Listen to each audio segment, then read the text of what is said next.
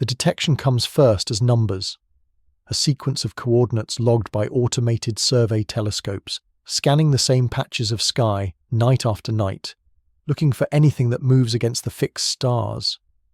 Most objects drift in predictable arcs, asteroids in their elliptical rounds, comets returning on schedules written millions of years ago. But this one moves differently. The trajectory analysis flags it immediately. Eccentricity greater than unity. Velocity too high. Angle wrong. Something from elsewhere, passing through. They designate it 3I Atlas. The third interstellar object formally catalogued, discovered by the Asteroid Terrestrial Impact Last Alert System in Hawaii, a network built to watch for dangerous rocks, now catching glimpses of what wanders between stars. The I stands for interstellar, a category that did not exist in astronomical nomenclature until 2017, when Oumuamua taught us that such visitors arrive more often than we thought. Before that first confirmed detection, interstellar objects were theoretical, predicted by models of planetary formation, expected to exist in vast numbers drifting through the galaxy, but never seen. Now we know to look for them. Now we catalogue their passage. 3I Atlas appears first as a faint smudge of light, magnitude 20 or fainter, requiring large telescopes and long exposures to register at all. At discovery, it lies perhaps 6 or 7 astronomical units from the Sun, somewhere between Jupiter and Saturn, already well inside the orbits of the gas giants, already committed to its hyperbolic path. The initial observations reveal motion of several arc-seconds per hour against background stars. Fast enough to be obvious in successive images, slow enough to track with precision. Astronomers calculate backward, tracing where it came from. The trajectory points toward a region of sky in the constellation Lyra, toward no particular star, from the general direction of the galaxy's rotation. It has travelled for millennia to reach this moment of detection, moving perhaps 20 or 30 kilometers per second relative to the local standard of rest, roughly the speed at which the Sun itself orbits the galactic centre. No one knows what sent it on this path. Gravitational perturbation from a passing star, perhaps billions of years ago, when the object still orbited some distant sun, or ejection during planetary formation, flung out by the chaotic gravitational dance of giant worlds coalescing from protoplanetary disks. Most comets in our own solar system's Oort cloud sit barely bound to the Sun, their orbits so vast and tenuous that a slight nudge from a neighbouring star or a passing molecular cloud can send them either inward toward the inner planets or outward into interstellar space entirely. Every planetary system likely produces exiles objects accelerated past escape velocity, set adrift. The galaxy fills slowly with these wanderers, a diffuse population of ice and rock moving between the stars at speeds measured in kilometers per second, taking millions of years to cross the distance between neighboring star systems. 3I Atlas carries no record of its origin. No isotopic signature identifies which stellar nursery forged its ice. No orbital history survives the gravitational chaos that set it free. It enters our solar system as pure present tense, a visitor defined only by where it is now, where it has been for the last few thousand years of travel, where it will go next. Only took a few million years to get here, travelling blind through the dark, hitting this particular system by pure geometric chance. The probability of any single interstellar object passing through our solar neighbourhood in human observable proximity is infinitesimal. The probability of at least one doing so in any given year, considering the vast numbers drifting through the galaxy, becomes statistically inevitable. We simply had to watch long enough, carefully enough, with sensitive enough instruments. The early observations focus on establishing the orbit with confidence. Each night of clear weather, telescopes return to the object's predicted position, capturing its location against background stars with sub-arc-second precision. The orbital elements refine with each measurement.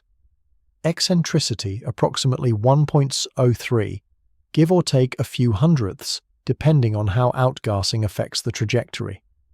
Inclination, roughly 60 degrees to the ecliptic plane, coming in at an angle that crosses through the planetary orbits rather than moving along them.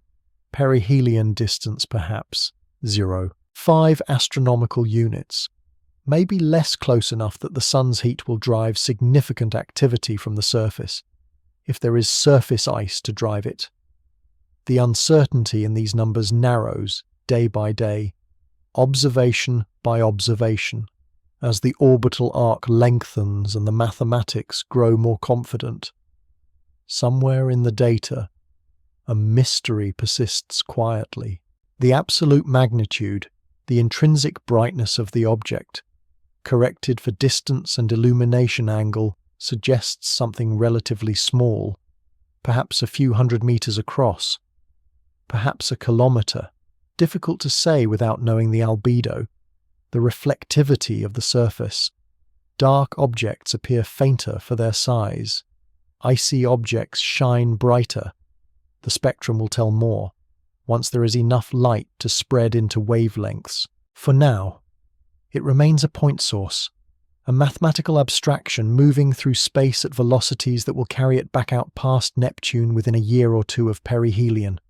Gone from easy observation, continuing outward on a path that will never close. Only took 4.5 billion years for our solar system to receive this particular visitor, arriving now, in this moment, when humans happen to be watching with digital sensors and orbital mechanics software and international networks of telescopes. A century ago, it would have passed unnoticed, too faint for photographic plates, unless someone aimed a large telescope at precisely the right patch of sky on precisely the right night. A century hence, it will be far beyond Neptune, fading into the darkness between worlds, still moving, still following the hyperbolic curve imprinted by the sun's gravity, unreachable by any probe we might conceivably build and launch in time to catch it. The designation settles into databases. Orbital elements populate prediction tables. Ephemerides list its future positions for observers worldwide.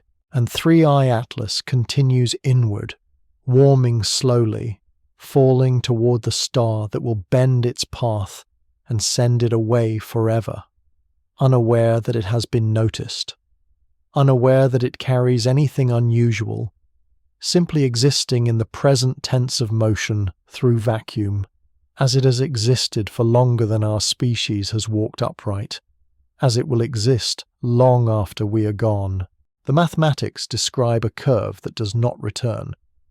In orbital mechanics, eccentricity measures the shape of a path 0 for a perfect circle, values between 0 and 1 for ellipses of increasing elongation, exactly 1 for a parabola that escapes to infinity at 0 velocity, and greater than 1 for hyperbolas that retain excess speed even at infinite distance. 3i Atlas moves on a hyperbola. The sun's gravity bends its trajectory, curves it inward, and then back outward, but cannot capture it. The object carries too much kinetic energy relative to the sun's gravitational potential at this distance.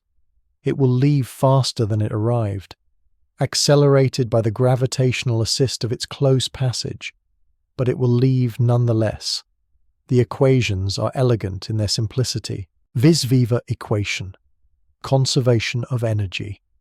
Kepler's laws extended to unbound orbits, all the same mathematics that govern planets and moons and asteroids, merely applied to trajectories where total orbital energy is positive rather than negative. For bound orbits, the sum of kinetic and potential energy stays negative, trapping the object in eternal return. For unbound orbits, the sum is positive or 0, and the object escapes.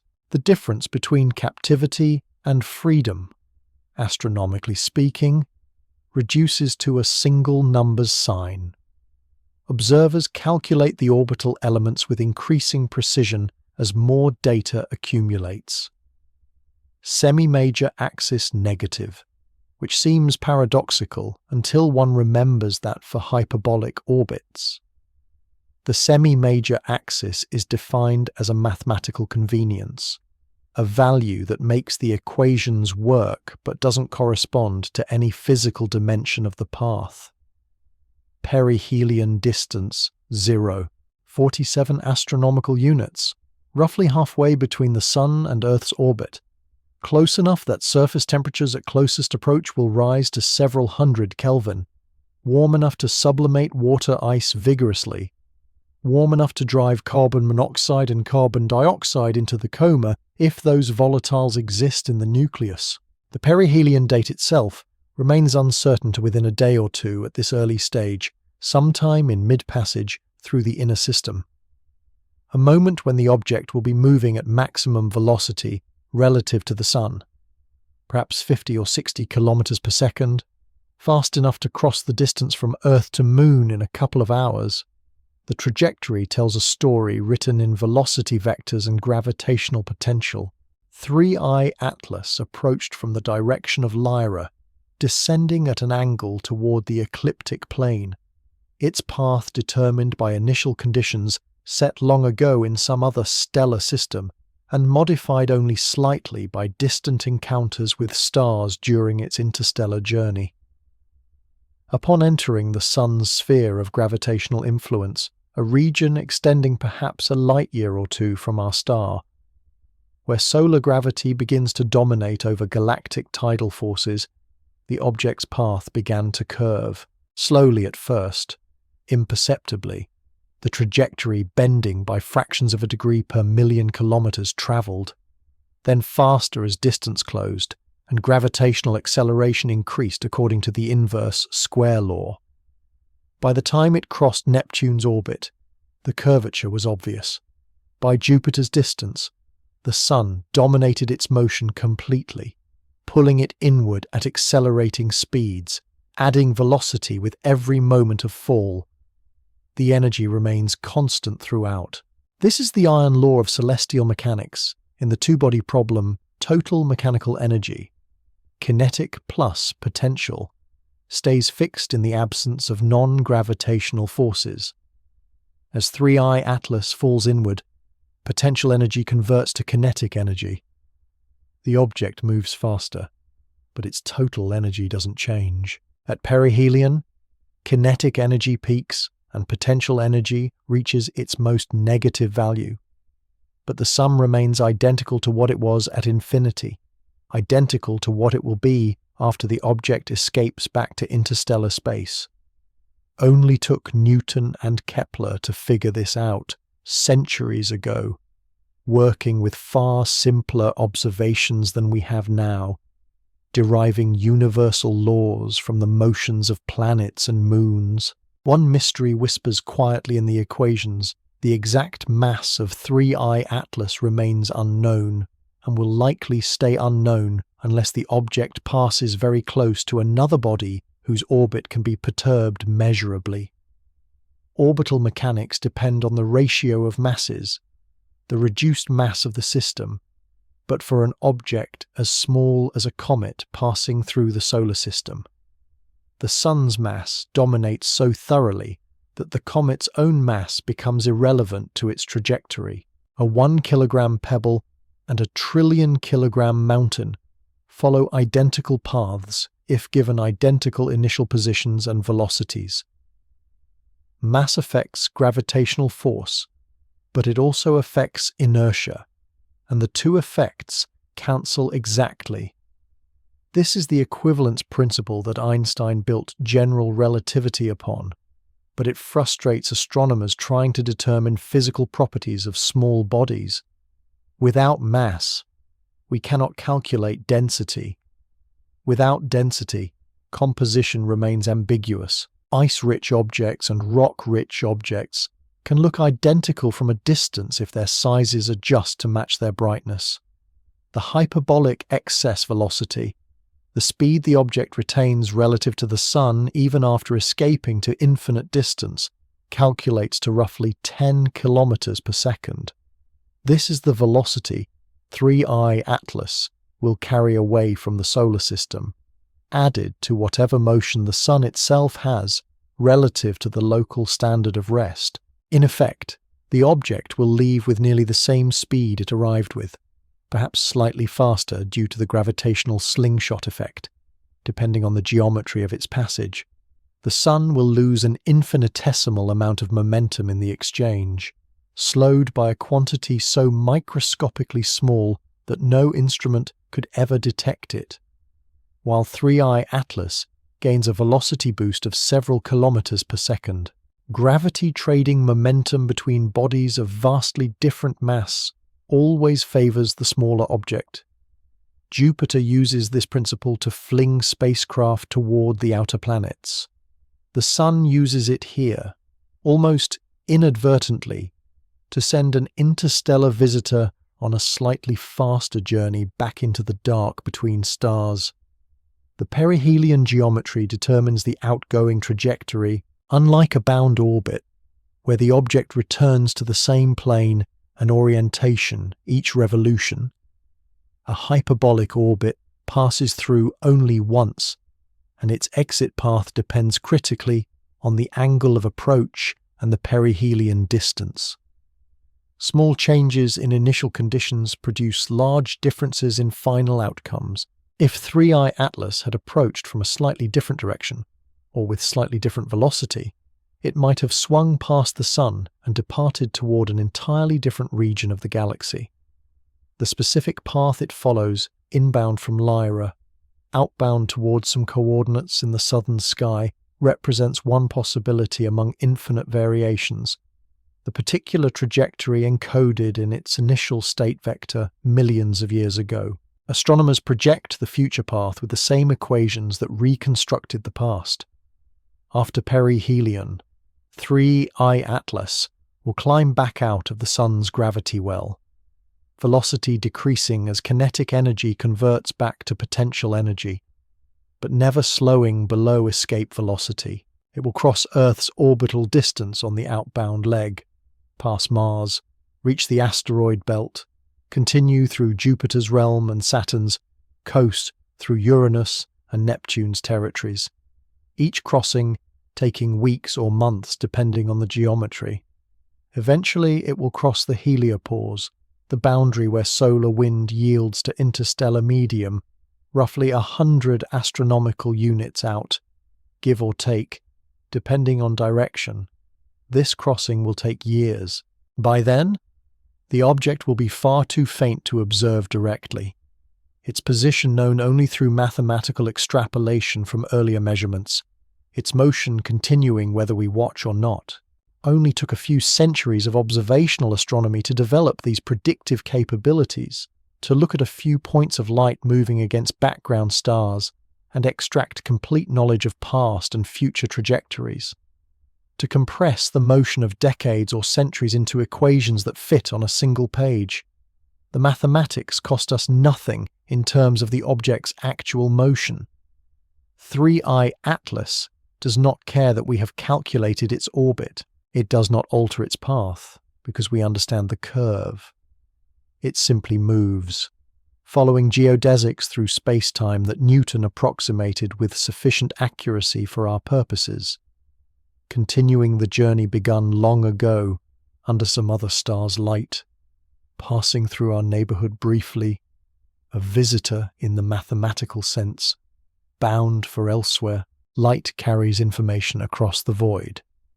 As 3I Atlas moves closer to the Sun, growing brighter with decreasing distance, telescopes gather enough photons to spread the spectrum, to split reflected and emitted light into component wavelengths.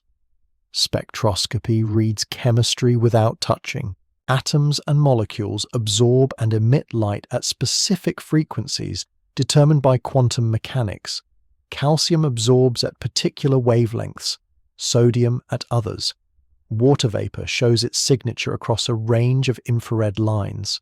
Carbon monoxide leaves distinct fingerprints in ultraviolet. The spectrum of a comet tells what substances surround the nucleus, what gases stream away from the warming surface, what dust particles scatter the sunlight. From this, composition emerges. The early spectra show features consistent with water vapor and carbon-bearing molecules. As sunlight heats the surface ice, sublimation begins solid, converting directly to gas without melting. The physics of vacuum and low temperature bypassing the liquid phase entirely. Water ice sublimates readily at temperatures above roughly 150 Kelvin when exposed to vacuum, releasing molecules into the coma, the diffuse cloud that surrounds every active comet. Carbon dioxide sublimates at even lower temperatures, around 70 Kelvin, which means it begins outgassing earlier in the approach, farther from the sun. Carbon monoxide is more volatile still, active at temperatures below 30 Kelvin, potentially releasing gas even in the cold outer reaches of the solar system. The relative abundances of these molecules provide clues to formation temperature, to the conditions in the protoplanetary disk, or rather, some other star's protoplanetary disk, where this ice originally condensed. Spectroscopic observations reveal hydroxyl radicals in the coma, the signature of water molecules broken apart by solar ultraviolet radiation. Parent molecules, the actual water escaping from the nucleus, survive only briefly in sunlight before photodissociation splits them into fragments. Observers see mostly the fragments, OH radicals glowing in ultraviolet, hydrogen atoms forming a vast, diffuse cloud around the comet detectable only in specific wavelengths, oxygen atoms scattered but present. The production rate of water can be inferred from the brightness of these daughter products, combined with models of how fast photodissociation occurs at different distances from the sun. Early estimates suggest modest activity, perhaps a few hundred kilograms per second of water vapor at perihelion. Maybe more, maybe less depending on how much surface area is actively sublimating. Dust appears in the spectrum as a continuum sunlight reflected from small solid particles that don't have sharp absorption features, just a smooth distribution of brightness across wavelengths with subtle slopes that hint at composition. Silicate dust, common in comets, shows a gentle rise in infrared wavelengths. Organic compounds, complex carbon-based molecules polymerized by radiation over millions of years, can darken the overall spectrum, reducing reflectivity across the board. The dust-to-gas ratio remains uncertain this early in observations, but will become clearer as more detailed spectra accumulate. Some comets are dust-rich, trailing long tails of particles that catch sunlight beautifully. Others are gas-rich, producing fainter tails dominated by ionized molecules pushed by solar wind rather than radiation pressure. Only took a few observations to realize comets come in varieties, not a single template, each nucleus carrying its own proportion of ice and rock and organic sludge. One detail emerges quietly from the spectral analysis: the presence of certain isotopic ratios, particularly deuterium to hydrogen. Deuterium, heavy hydrogen with an extra neutron, forms in trace amounts during Big Bang nucleosynthesis and gets incorporated into molecules alongside normal hydrogen. The ratio of deuterium to hydrogen in water, usually expressed as DH, varies depending on where and when the ice formed. Solar system comets show a range of DH ratios, some similar to Earth's oceans, others significantly higher, suggesting formation in colder regions of the protoplanetary disk, where deuterium enrichment occurred more readily. Measuring DH in 3I Atlas would provide direct comparison between our solar system's comets and this visitor from elsewhere, potentially revealing whether ice chemistry varies between stellar systems or remains roughly universal. But detecting deuterium requires extremely high-resolution spectroscopy. capturing subtle shifts in molecular line positions, and the object may not grow bright enough for such detailed measurements. The observation remains aspirational, a data point that would be lovely to have but may slip past uncollected. The spectrum also reveals what is not present, or at least not prominent. No strong emission from cyanogen or diatomic carbon in the early observations, though these species sometimes appear in comet spectra as the object nears perihelion. No obvious ammonia, which sublimates at temperatures similar to water but shows up less frequently in spectra, perhaps because ammonia ice is rare in comet nuclei, or perhaps because ammonia gets destroyed quickly by solar radiation once released. The absence of certain molecules tells a story as much as their presence does constraints on composition, limits on what could be abundant in the nucleus. Only so many volatiles exist that sublimate readily and survive long enough in sunlight to be detected spectroscopically. The production rates evolve as distance changes. At 6 astronomical units, when 3I Atlas was first detected, any outgassing would have been minimal, perhaps carbon monoxide if the nucleus contains significant amounts, but likely nothing else active at that temperature and solar flux. By 4 astronomical units, carbon dioxide might begin contributing measurably to the coma. By 2 astronomical units, water starts dominating the gas production. At perihelion, half an astronomical unit from the Sun, water production peaks, along with whatever other volatiles survive in the nucleus. The activity curve, a plot of gas production versus distance, traces the thermal evolution of the surface. The progressive warming as sunlight intensity increases with the inverse square of distance. The deepening penetration of heat into subsurface layers. Comets respond to sunlight on timescales of hours to days, thermal waves diffusing slowly through porous ice, driving sublimation from depths of centimeters or meters below the surface, depending on porosity and thermal conductivity. One mystery remains embedded in the spectroscopic data: the exact nature of the organic compounds present. All comets observed so far carry complex organic molecules, carbon-based compounds, ranging from simple methane and formaldehyde to elaborate macromolecules resembling biological tars and resins. These organics form through radiation chemistry in icy grains, cosmic rays and ultraviolet light driving reactions over millions of years, building complexity molecule by molecule. The organics contribute to the dark appearance of most comet nuclei, which reflect only a few % of incident sunlight, darker than coal, despite being primarily ice. But identifying specific organic species requires detailed spectroscopy in infrared and ultraviolet, and even then, many compounds remain ambiguous, their spectral signatures overlapping, their abundances uncertain. 3I Atlas carries its own suite of organic molecules, synthesized in some other star's Oort cloud or scattered disk, but exactly which compounds and in what proportions may remain unknown unless the spectrum is analyzed with extraordinary care and sensitivity. The light continues arriving, photons that left the comet's vicinity hours ago, traveling at 300,000 kilometers per second across the inner solar system, entering telescope apertures, focusing onto spectrographs, diffracting through gratings, landing on detectors that convert photons to electrons to digital counts. Each spectrum captures a moment, the state of the coma at a specific time, the production rate of specific molecules at a specific distance from the Sun, averaged over many observations.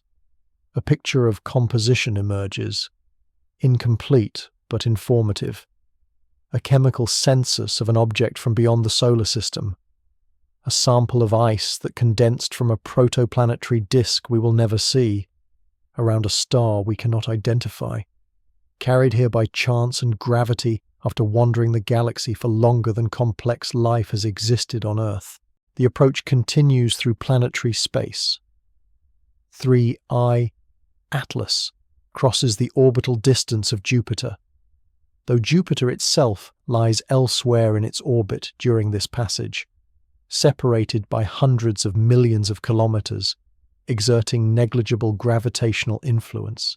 The comet moves through regions where the king of planets normally dominates, where its massive gravity shapes the asteroid belt's inner edge, where Trojan asteroids cluster at stable Lagrange points, where captured moons orbit in retrograde testimony to ancient collisions. But space is vast even here, and orbital dynamics depend on proximity. Jupiter affects this visitor not at all, a missed encounter by astronomical accident of timing. Had 3I Atlas arrived a decade earlier or later, the geometry might have arranged a close passage, a gravitational deflection that would alter the outbound trajectory significantly. Instead, the two bodies ignore each other, following separate curves through the same general volume of space. The heliocentric velocity increases steadily. At Jupiter's distance, roughly 5 astronomical units from the Sun, 3I Atlas moves perhaps 15 kilometers per second relative to the solar system's center of mass. By the time it reaches Mars's orbital distance, velocity has increased to 30 kilometers per second. At Earth's distance, 40 kilometers per second. These speeds accumulate through gravitational acceleration, the object falling toward the Sun under an attractive force that grows stronger with decreasing distance, according to Newton's inverse square law. Every meter closer to the Sun adds a tiny increment of velocity. Integrated over astronomical unit after astronomical unit, the increments sum to significant changes in speed. The physics is simple. Potential energy converts to kinetic energy in a conservative system where total mechanical energy remains constant. The experience, if the comet could experience, would be one of endless falling, accelerating perpetually toward a destination it will overshoot and then flee from. Brightness increases with decreasing distance, but not linearly. Two effects compound first. The object receives more sunlight per unit area as it approaches, following the inverse square law of illumination. Second, the object appears larger in angular size as seen from Earth, or from any vantage point in the inner solar system, also following inverse square behavior, combined. These effects mean that a comet's brightness increases as the inverse fourth power of distance, quadrupling with each halving of range. At 3 astronomical units, 3I Atlas might appear magnitude 16, requiring moderate amateur telescopes to detect. At 1.5 astronomical units, magnitude 12, visible in small instruments. At perihelion, potentially magnitude 8 or 9, naked eye visibility if the geometry places it favorably in Earth's sky, though this depends on many factors, including dust production, gas activity, and the angle of sunlight scattering off the coma. Only took a few doublings of brightness to transform the comet from a faint speck requiring professional equipment into something casual observers might glimpse on a dark night. Given patience and dark skies, the warming proceeds layer by layer. Solar radiation penetrates only millimeters into cometary ice absorbed in the uppermost surface, heating the exterior rapidly while deeper layers remain cold. Heat conducts inward slowly through porous ice, perhaps a few centimeters per day, depending on thermal diffusivity, which itself depends on porosity and composition. The nucleus likely consists of loosely aggregated material, more snowbank than solid block, filled with void spaces and structural weaknesses inherited from gentle accretion in a protoplanetary disk. Thermal waves diffuse into this material, raising subsurface temperatures gradually, triggering sublimation at depths where vapor pressure builds until gas escapes through the porous overburden. The result is sustained outgassing that can continue for hours after the surface rotates into night, driven by heat stored in subsurface layers. Comets do not turn off instantly when facing away from the sun. They exhale slowly, releasing stored thermal energy as sublimation continues beneath the surface. Rotation likely affects the activity pattern. Most comet nuclei spin with periods ranging from hours to days, presenting different faces to sunlight as they rotate, creating a day-night cycle that drives temperature variations across the surface. Some regions may be more active than others, areas rich in volatile ice, or terrain facing more directly toward the sun at perihelion, or spots where subsurface ice remains accessible despite surface desiccation elsewhere. Observers sometimes detect jets or discrete outgassing regions in detailed images of Comet Comet, localized areas where activity concentrates. Whether 3i Atlas exhibits such features remains to be seen, dependent on spatial resolution achievable with available telescopes at the distances involved. The rotation period itself remains unknown at this stage, measurable perhaps through light curve analysis if the nucleus shows enough brightness variation as it spins, but ambiguous if the nucleus is roughly spherical or if activity smears out the rotational signal. The inner solar system environment differs from interstellar space in ways beyond mere temperature. Solar wind, a continuous outflow of charged particles from the sun's corona, mostly protons and electrons streaming outward at several hundred kilometers per second, begins to interact with the comet's coma. Ultraviolet radiation ionizes some fraction of the gas molecules escaping from the nucleus, creating a population of ions that respond to magnetic fields embedded in the solar wind. These ions get swept into a tail pointing generally away from the sun, carried by the solar wind's magnetic field lines. Neutral gas and dust, by contrast, form separate tails shaped by radiation pressure and orbital mechanics. The multi-component structure of comet tails reflects this differentiation.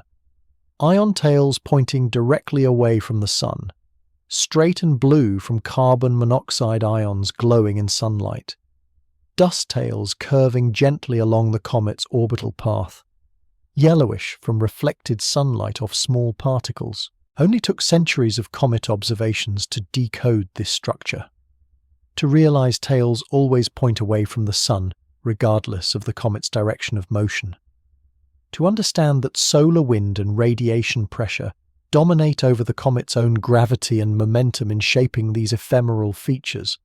One mystery persists quietly. The nucleus size remains poorly constrained. Brightness depends on both size and albedo. A large, dark object can appear identical to a small, bright object at the same distance, without resolving the nucleus spatially, which requires either close spacecraft passage or extraordinary angular resolution from ground-based instruments.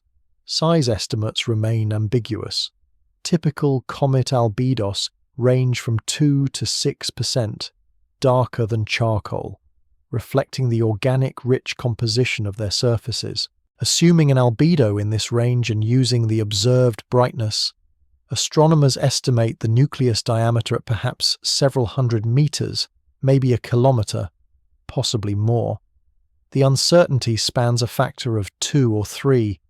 A future stellar occultation, the comet passing in front of a background star and briefly blocking its light, might provide a precise size measurement if the geometry and timing work out favorably, but such occultations require luck and careful planning.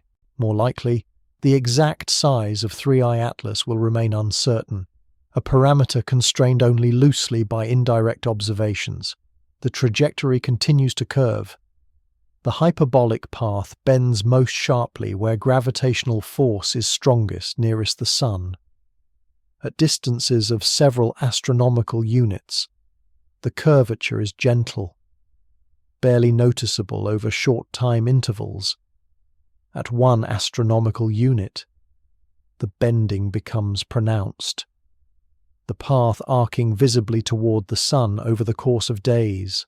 At perihelion, The curvature peaks, the comet swinging through its closest approach in a tight arc that carries it from inbound to outbound motion over a span of hours, moving fastest, turning most sharply, experiencing maximum gravitational acceleration and maximum solar heating simultaneously. Afterward, the curve gradually straightens as distance increases and solar gravity weakens, asymptotically approaching a straight line at infinite distance, the hyperbolic trajectory blending into a constant velocity cruise through interstellar space. Only took a few months to fall from detection distance to perihelion, trading potential energy for kinetic energy under the sun's gravity well, following a path that billions of comets have followed before, though none quite like this one. None arriving from interstellar space with hyperbolic excess velocity and composition forged around another star. Perihelion arrives as a point on the calendar, a moment when distance reaches its minimum.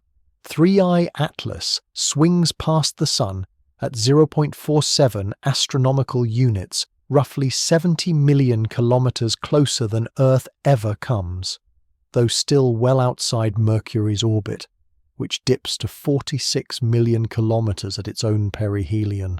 The geometry places the comet slightly above the ecliptic plane during closest approach, the 60-degree inclination carrying it through inner planetary space at an angle, crossing through rather than moving along the disk where planets orbit. Solar flux at this distance reaches approximately 4.5 times Earth's baseline, intense enough to raise surface temperatures on the sunlit side to 400 or 500 Kelvin, hot enough that water ice sublimates vigorously, violently by the standards of ice in vacuum. The nucleus, perhaps a kilometer across, perhaps smaller, rotates through the intense radiation. One hemisphere faces the sun, receiving full illumination, while the opposite hemisphere experiences night, cooling slowly, releasing stored heat through thermal emission and residual sublimation from warm subsurface layers. The rotation period, unknown but likely measured in hours, determines how long each patch of surface remains in sunlight, how deeply heat can penetrate before the surface rotates away, how much thermal energy accumulates versus dissipates. A slow rotator, turning once per day or longer, would develop extreme temperature contrasts between day and night sides, driving asymmetric outgassing. A fast rotator, spinning every few hours, would distribute heat more evenly, producing more uniform activity around the nucleus. Either way, gas streams away from the warming ice at speeds of several hundred meters per second, the typical thermal velocity for water molecules at these temperatures, fast enough to escape the nucleus's negligible gravity, which amounts to perhaps a few millimeters per second squared at the surface of such a small body. Production rates peak in these hours of closest solar passage. Water vapor escapes at perhaps 1,000 kilograms per second, possibly more if the surface is particularly active, or if exposed ice covers a substantial fraction of the sunlit hemisphere. Carbon dioxide contributes additional mass, along with carbon monoxide if any remains in the nucleus, this deep into the warming process, though the most volatile ices may have been depleted during previous passages closer to some other star, or during the long approach through our outer solar system. Dust particles, silicate grains, organic particles, aggregates of minerals and frozen volatiles lift off with the gas, dragged along by sublimating ice, following ballistic trajectories away from the nucleus. The larger particles, millimeter-sized or bigger, travel slowly, barely escaping the nucleus's weak gravity, eventually falling back or settling into orbits around the comet. The smaller particles, micron-sized dust, accelerate more readily, pushed by gas drag, eventually caught by solar radiation pressure and driven into the tail.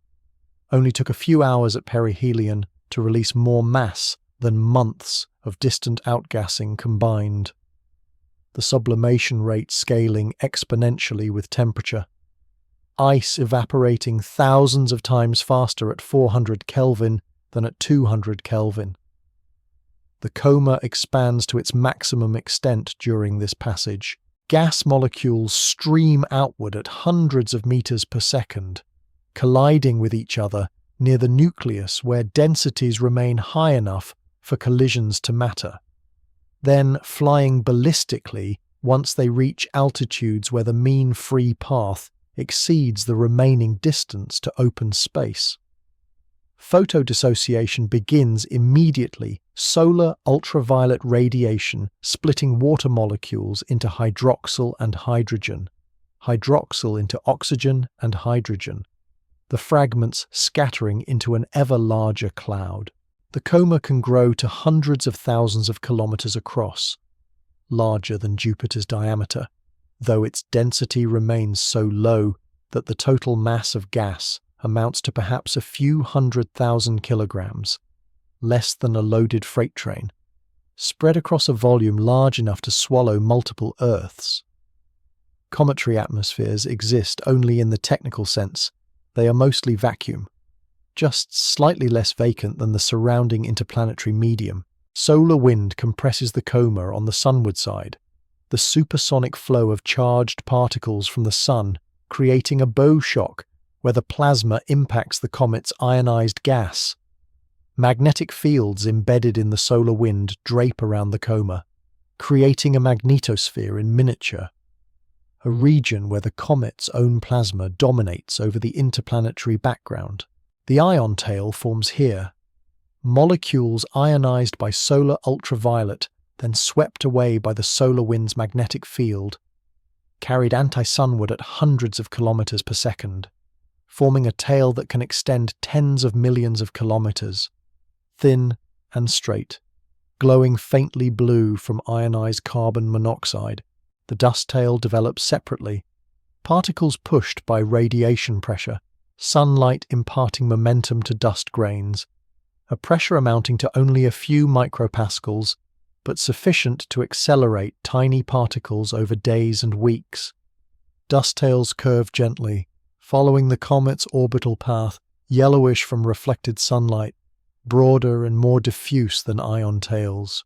Only took a few perihelion passages to erode a comet significantly, each orbit stripping away surface layers, exposing deeper ice, gradually consuming the nucleus until only inert rock remains, or until the nucleus fragments from thermal stress and tidal forces, scattering into a meteoroid stream. One detail emerges from perihelion observations: the non-gravitational effects become measurable. Outgassing exerts forces on the nucleus rocket thrust from jets of vapor escaping the surface. These jets are not uniformly distributed and not symmetrically oriented, so they create net forces that alter the trajectory slightly.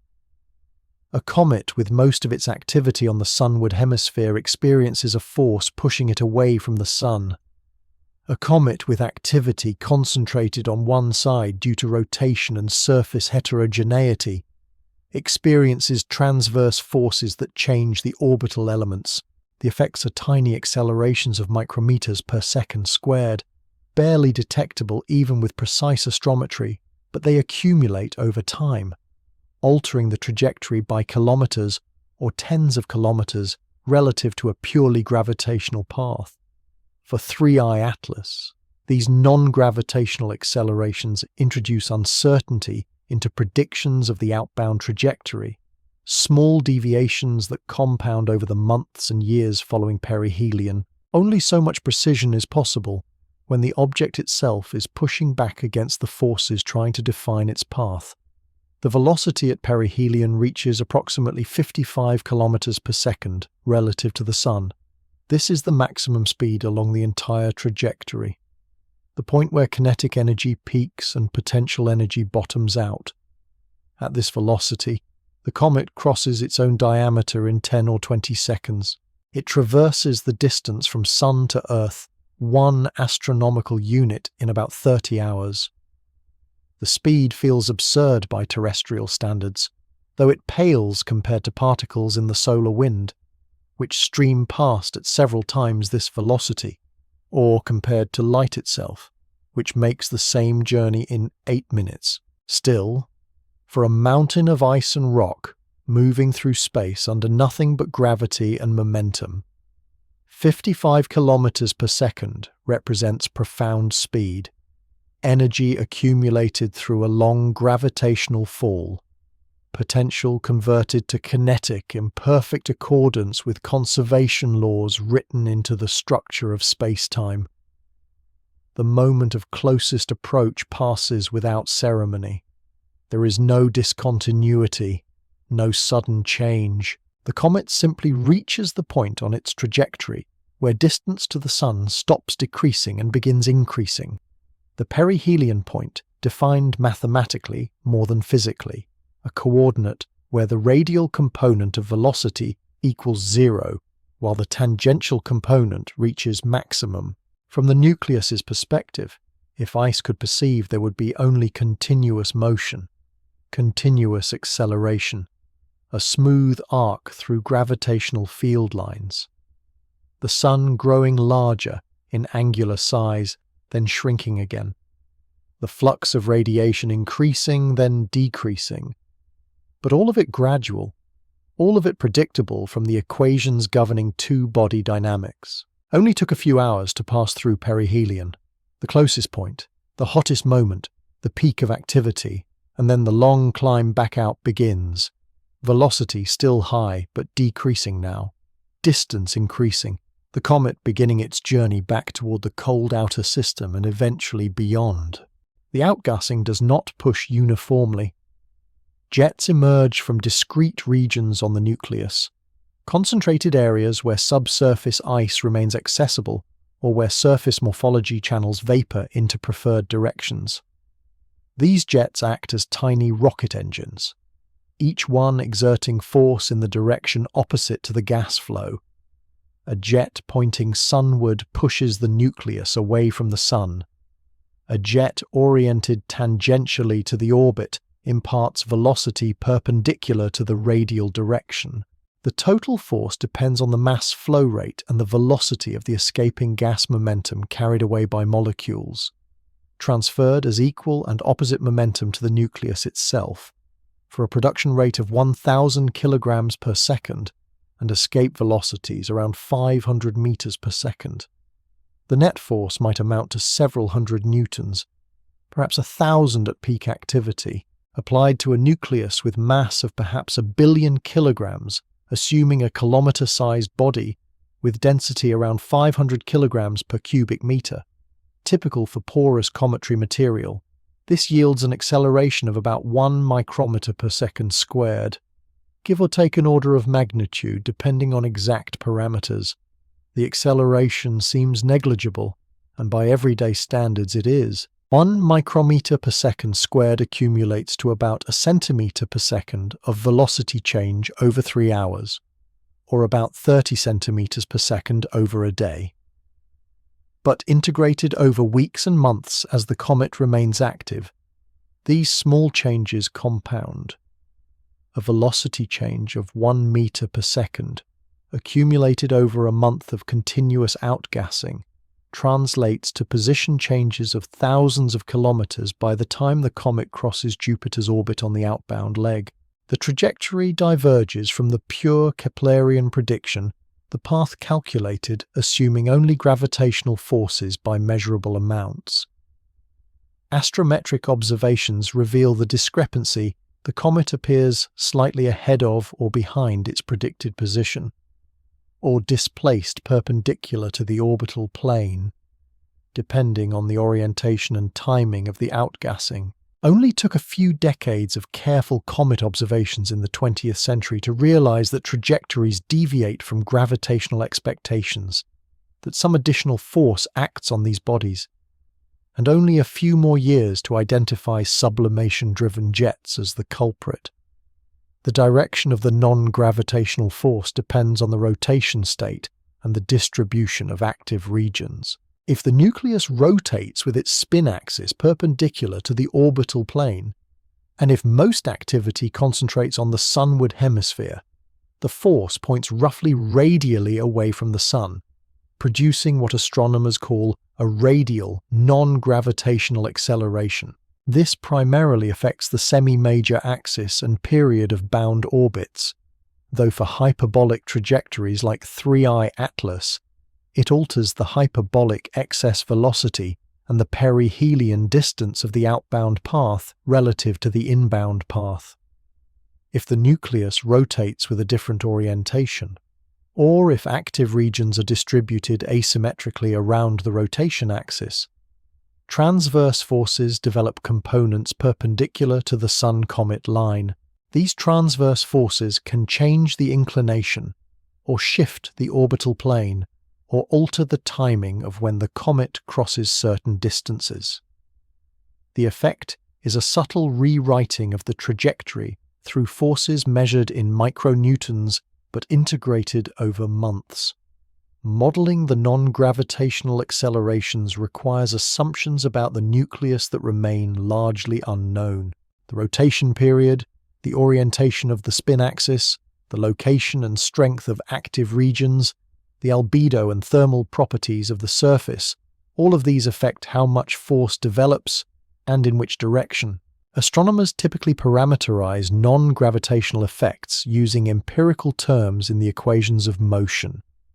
Coefficients labeled A1, A2, A3 that represent radial, transverse, and out-of-plane accelerations, scaled by some function of distance from the Sun to account for the temperature dependence of sublimation rates.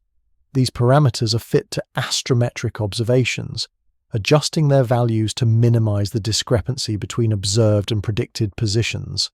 The approach works pragmatically, allowing accurate orbit determination despite incomplete physical understanding. But the fitted parameters do not necessarily correspond to any specific physical configuration of the nucleus. Many different combinations of rotation state and active region distribution could produce the same overall acceleration.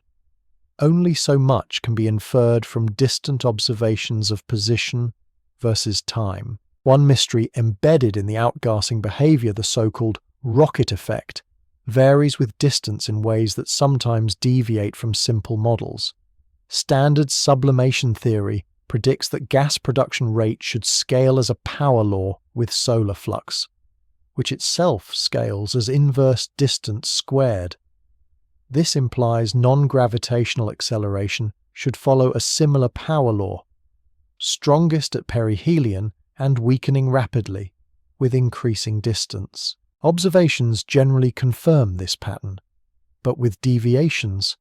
Some comets show activity that persists longer than expected as they recede from the Sun, suggesting subsurface ice continues sublimating from stored heat. Other comets exhibit asymmetries between inbound and outbound legs, producing more gas before perihelion than after, or vice versa, possibly due to surface evolution or mantling by dust that reduces sublimation efficiency. 3I Atlas may or may not follow the standard pattern, its behavior determined by thermal properties and surface composition that evolved in some other stellar system under conditions that may differ from our own solar nebula. The jets themselves remain largely invisible in most observations. What telescopes see is the coma, the diffuse cloud of gas and dust surrounding the nucleus, which appears roughly symmetrical unless imaged with high spatial resolution. Discrete jets show up as small-scale enhancements in brightness, streamers or fans extending from the nucleus region, visible only when the seeing conditions are excellent and the angular resolution sufficient to resolve structure on scales of a few hundred kilometers at the comet's distance. Most observations lack this resolution, seeing instead the integrated glow of the entire coma, a smoothed-out average of all the activity happening on the nucleus. The non-gravitational accelerations provide indirect evidence that jets exist and that they break the spherical symmetry of outgassing, even when the jets themselves cannot be photographed directly. Only by tracking position over weeks and months comparing to gravitational predictions, measuring the systematic offset that accumulates. Can the presence and orientation of net thrust be inferred? The magnitude of the force depends on the sublimating species. Water dominates for most comets at distances less than about 3 astronomical units from the Sun. But carbon dioxide can be significant if present in high abundance, and carbon monoxide contributes at larger distances where water ice remains frozen. Each volatile carries different momentum per molecule. Lighter molecules move faster at a given temperature, and thus carry more momentum for the same mass loss rate. Carbon monoxide, with molecular weight 28, escapes faster than water vapor, with molecular weight 18, and both escape faster than carbon dioxide, molecular weight 44. The composition of the escaping gas therefore affects the rocket efficiency. A comet venting pure carbon monoxide generates more thrust per kilogram of mass loss than one venting pure water, but water is far more abundant in most comet nuclei, so despite its lower efficiency per molecule, it dominates the net force simply through greater production rate. Only took careful spectroscopy and gas production measurements to map out which volatiles contribute most to activity at different distances, building a census of comet composition that continues to refine with each new object observed. The effect diminishes as the comet recedes from perihelion. Solar flux decreases with the square of distance. Surface temperatures drop. Sublimation rates decline exponentially with cooling, and the non-gravitational acceleration fades.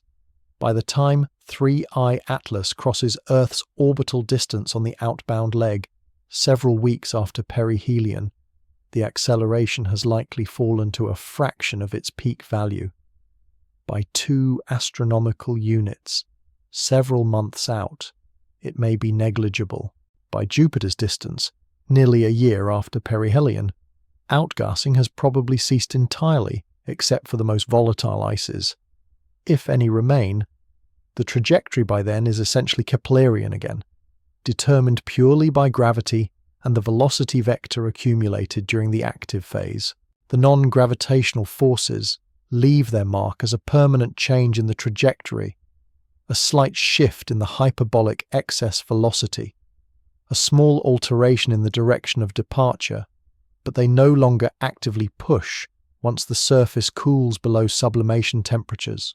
Only took a few months of activity to write the final trajectory, to add the subtle deviations that distinguish the actual path from the idealized gravitational curve, and then silence returns, the nucleus dormant, coasting on momentum and gravity alone toward the interstellar medium.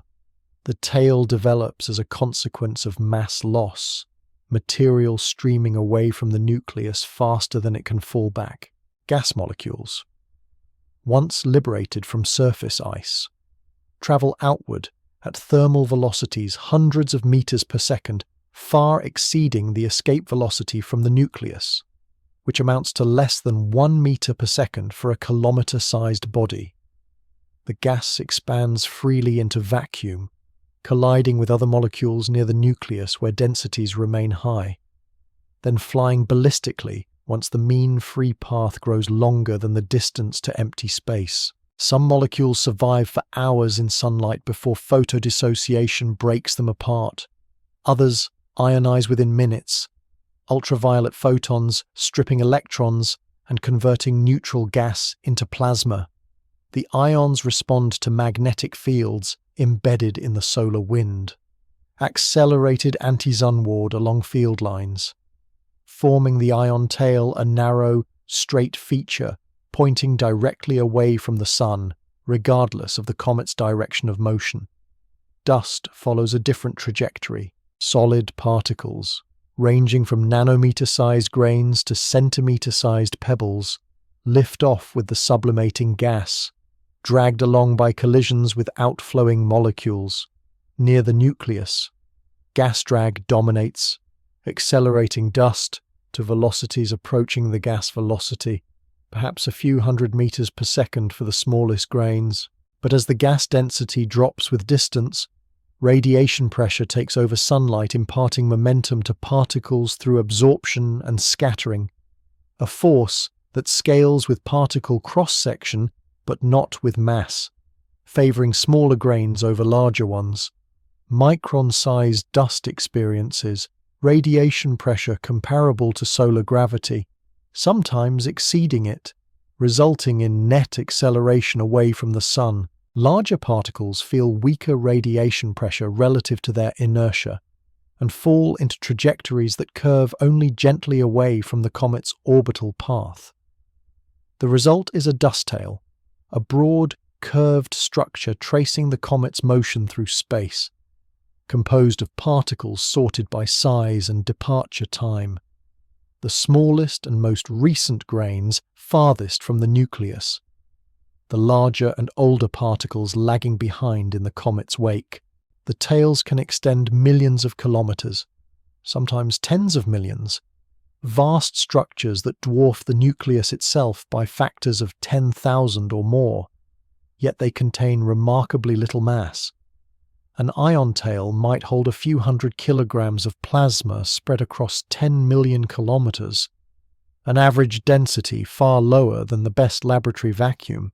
A dust tail might contain a few thousand kilograms of solid particles distributed along a similar length, concentrations so tenuous that spacecraft could fly through without significant collision risk, though the occasional dust impact at tens of kilometers per second would deliver substantial energy to any surface it struck.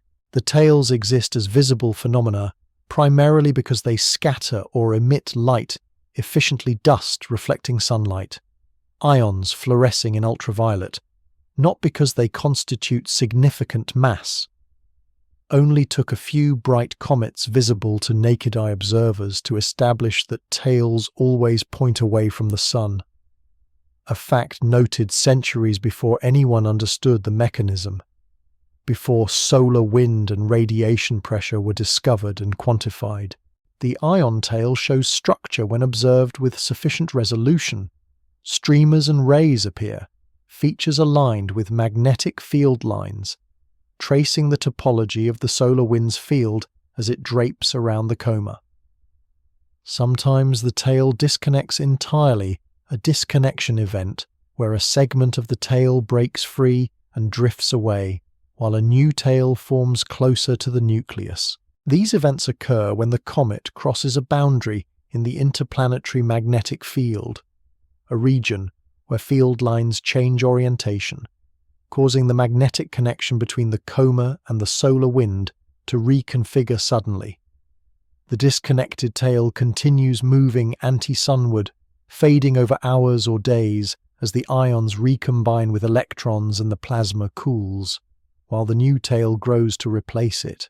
The phenomenon demonstrates the dynamic nature of comet-solar wind interaction, the way these tenuous structures respond in real time to changes in the space environment.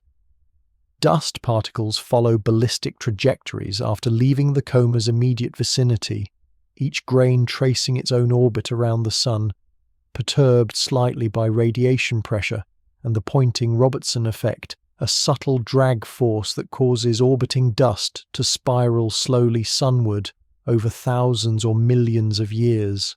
The largest particles, millimeter-sized or bigger, barely feel radiation pressure and follow orbits nearly identical to the comet's path, spreading along the orbital arc, forming a meteoroid stream that persists long after the comet has moved on.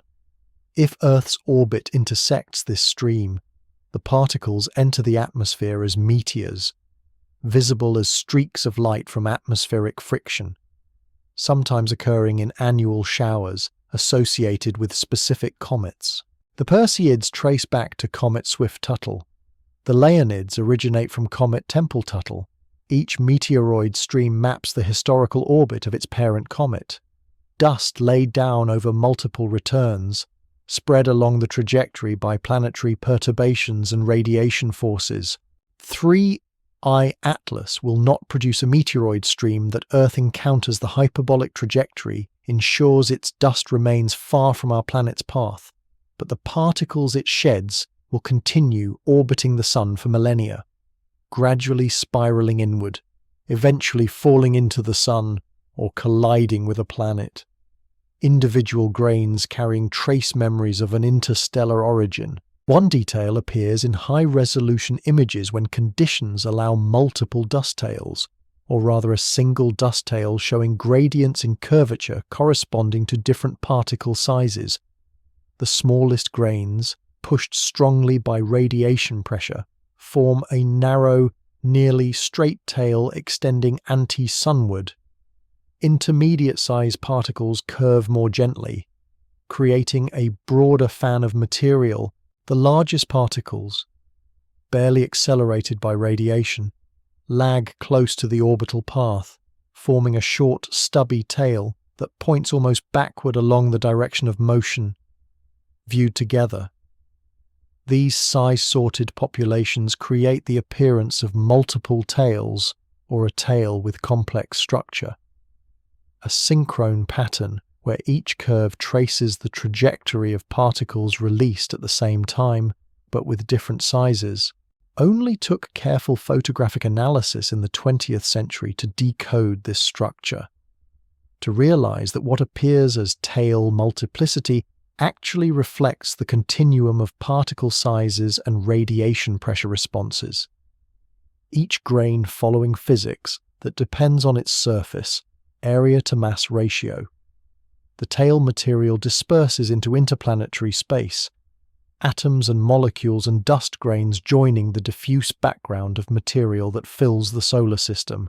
The hydrogen atoms released by photodissociation of water molecules eventually reach distances of tens of millions of kilometers from the comet, forming a vast, tenuous cloud detectable only in specific ultraviolet wavelengths. Oxygen atoms, also produced by water dissociation, scatter more slowly but contribute to the faint glow observable in certain emission lines. Carbon, nitrogen, sulfur, all the elements incorporated into cometary ice disperse into the inner solar system, contributing minutely to the interplanetary medium's composition, adding to the slow accumulation of dust and gas that cycles through the Sun's domain over millions of years. Comets have been doing this since the solar system formed, injecting material into interplanetary space with every perihelion passage, slowly eroding away their initial mass, distributing volatiles and refractories throughout the planetary region. Only so many orbits can occur before a comet exhausts its ice, becoming a dormant nucleus, indistinguishable from an asteroid except for its orbit and perhaps traces of organic material on its surface. The activity peaks, sustains briefly, then begins to decline as 3I Atlas recedes from perihelion. The tails remain visible for weeks, even months, slowly fading as production rates decrease with cooling and increasing distance. The ion tail shortens first, its plasma requiring continuous replenishment to remain visible, disappearing within days once gas production drops below a threshold. The dust tail persists longer, particles already launched continuing to scatter sunlight even after new dust stops lifting off the nucleus. Eventually, perhaps a few months past perihelion, the comet appears tailless again, or nearly so, a condensed coma without obvious extension, reverting to the appearance it had during approach, before perihelion activity began in earnest. The tail material spreads throughout the inner solar system, a cloud of atoms and grains that will never reassemble, dispersed permanently by radiation, solar wind, and orbital dynamics. The comet's temporary exhalation mixing into the vast volume of interplanetary space, imperceptible against the background, unless measured with sensitive instruments tuned to specific wavelengths or particle types. The nucleus itself remains hidden beneath the coma, a small solid body obscured by the cloud of gas and dust surrounding it. Direct observation of the nucleus requires spatial resolution, far exceeding what most telescopes can achieve at distances of several astronomical units. The angular size of a kilometre-wide object at 1 astronomical unit, roughly 150 million kilometres, amounts to about 0.001 arcseconds, far smaller than the seeing disk produced by Earth's atmospheric turbulence, which rarely dips below half an arcsecond even at excellent observing sites. Space-based telescopes avoid atmospheric blurring, but still face diffraction limits determined by aperture size. The Hubble Space Telescope, with its 2.4-meter mirror, achieves diffraction-limited resolution of roughly 0.05 arcseconds in visible light, still 50 times too coarse to resolve a kilometre-sized nucleus at 1 astronomical unit. Only spacecraft approaching to within a few thousand kilometres can image comet nuclei with sufficient detail to discern shape and surface features. 3I Atlas will receive no such visit. It passes through the inner solar system without dedicated mission, without close flyby, its nucleus remaining a point source obscured by its own atmosphere. What can be inferred comes from indirect measurements. The total brightness, combined with assumptions about albedo, constrains the size probably somewhere between a few hundred meters and a couple of kilometers in diameter. The uncertainty reflecting the unknown reflectivity. The color of the dust, measured through multi-wavelength photometry, suggests composition typical of solar system comets, silicate minerals mixed with dark organic compounds. Perhaps some metallic inclusions, the exact proportions ambiguous. The production rates of gas and dust, estimated from spectroscopy and photometry, imply surface activity consistent with a moderately active comet, not as vigorous as some sun-grazing comets that pass within solar radii of the photosphere, not as dormant as extinct comet candidates that show no detectable outgassing. Only so much can be determined from light alone. Photons carrying information about brightness and wavelength, but not about three-dimensional structure or surface texture. The shape remains entirely unknown. Comet nuclei observed by spacecraft show remarkable diversity, some nearly spherical, others highly elongated, some bilobed with distinct regions connected by narrow necks, others irregular with prominent pits and scarps and flat regions. The shapes reflect formation processes and collisional history, gentle accretion in protoplanetary disks producing loosely bound rubble piles, subsequent impacts and tidal encounters reshaping the bodies over billions of years. Some nuclei may be contact binaries, two separate objects that collided at low velocity and stuck together, their shared gravity barely sufficient to resist tidal forces during close solar passages. Others may be monolithic, single coherent bodies that fractured over time from thermal stress or outgassing forces, but retained overall structural integrity. Without resolved images, the shape of 3I Atlas remains a mystery, describable only statistically, probably irregular, possibly elongated, perhaps composed of multiple lobes, but these are expectations based on samples from solar system comets, not direct measurements of this particular object. Rotation introduces variability in brightness, the nucleus presenting different cross-sections to observers as it spins. A spherical nucleus shows minimal brightness variation with rotation. An elongated or irregular nucleus displays significant changes, the brightness curve rising and falling with a period equal to the rotation period, or half the rotation period if the body is roughly symmetric. Light curve analysis can reveal the rotation period and provide crude constraints on shape, how elongated, how irregular, but requires sustained photometric monitoring over many rotation cycles. Observations often difficult to obtain for faint comets obscured by coma activity. Early attempts to measure 3I Atlas's rotation may yield ambiguous results, the signals smeared by variable outgassing or lost in the noise of coma brightness variations. The rotation period might be hours or days.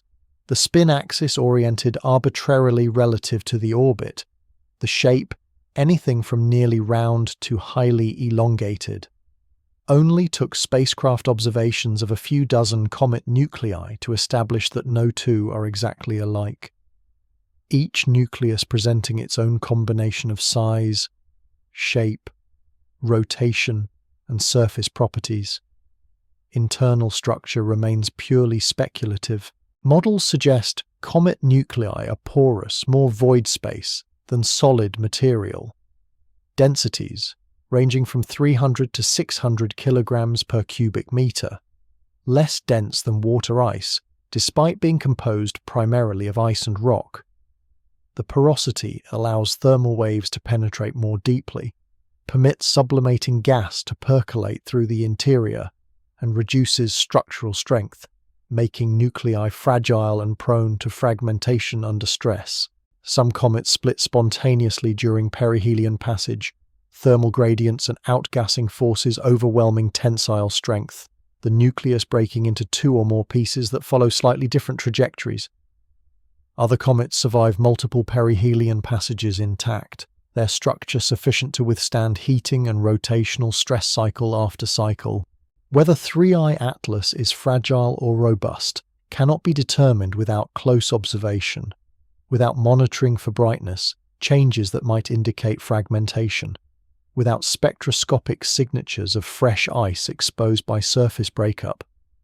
The nucleus could be a loosely aggregated rubble pile, held together mainly by self-gravity and ice sintering, or it could be a more cohesive body, ice and rock bonded into a relatively strong matrix. Both scenarios are consistent with available observations. One mystery persists throughout the apparition, the albedo, the fraction of incident sunlight reflected from the surface. Most comet nuclei observed by spacecraft show albedos between 0.02 and 0.06, 2 to 6% reflectivity, making them among the darkest objects in the solar system, blacker than charcoal, absorbing more than 90% of incident light. The darkness arises from organic compounds coating the surface. Complex carbon-based polymers produced by radiation processing of ices over millions of years, creating a lag deposit, a layer of non-volatile residue left behind as ice sublimates away, gradually mantling the surface in dark material. This mantle insulates deeper ice, reducing sublimation rates, but cannot completely suppress outgassing. Eventually the mantle fractures from thermal stress or differential sublimation, exposing fresh ice in localized regions that become active jets. The albedo of 3I Atlas cannot be measured directly without resolving the nucleus spatially, so it remains assumed based on comparison with other comets, an assumption that propagates uncertainty into all size estimates derived from brightness measurements. Surface features craters, boulders, layers, fractures, smooth plains. Rough terrain have been catalogued on every comet nucleus imaged up close, each surface telling a story of bombardment and outgassing and thermal cycling over billions of years. Some regions appear ancient, heavily cratered, suggesting surfaces that have remained stable for long periods.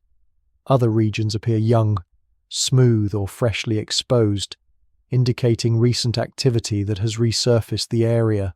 Layering visible in cliffs and scarps suggests that nuclei formed through accretion of smaller particles, each layer representing a different stage of growth in the protoplanetary disk, or perhaps seasonal deposits of ice during previous perihelion passages in some long-lost orbit. Without close-up images, the surface of 3I Atlas remains imagined rather than observed, a landscape that could resemble other comet nuclei or could surprise with features unique to its interstellar origin, chemistry determined by different stellar nebula conditions, surface modified by different radiation environment during its journey through the galaxy.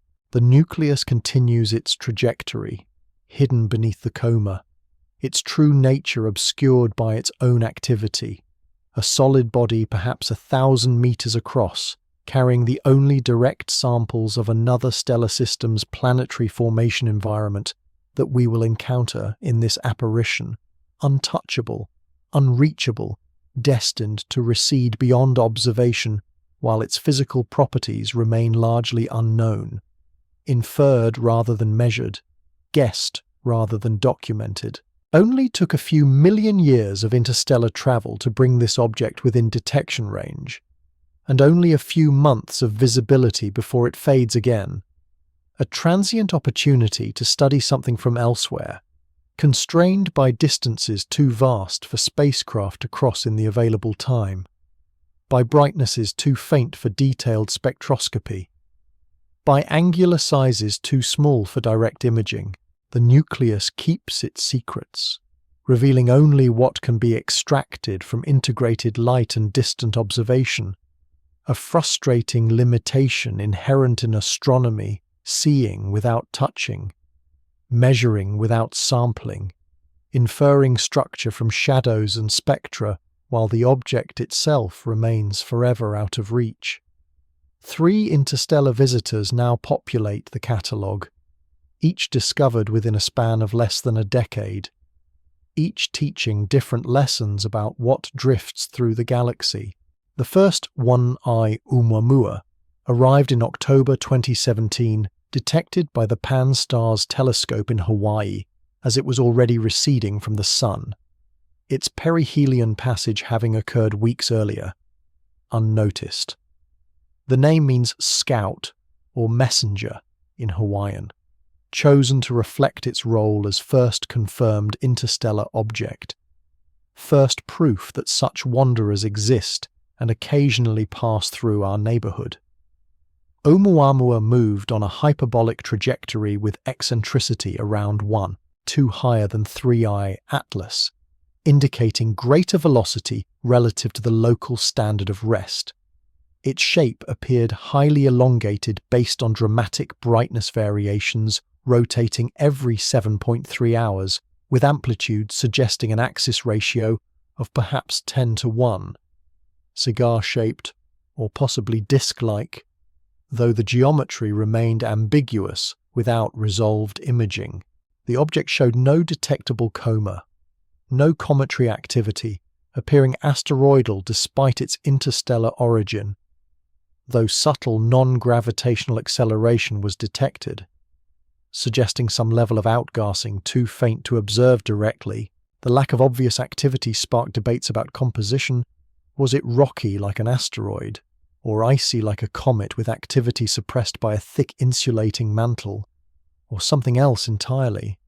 Perhaps a nitrogen iceberg from a Pluto-like world, as one model proposed. The second visitor, 2I Borisov, appeared in August 2019, discovered by amateur astronomer Gennady Borisov, using a telescope he built himself. A reminder that important discoveries sometimes come from dedicated individuals rather than large survey programs.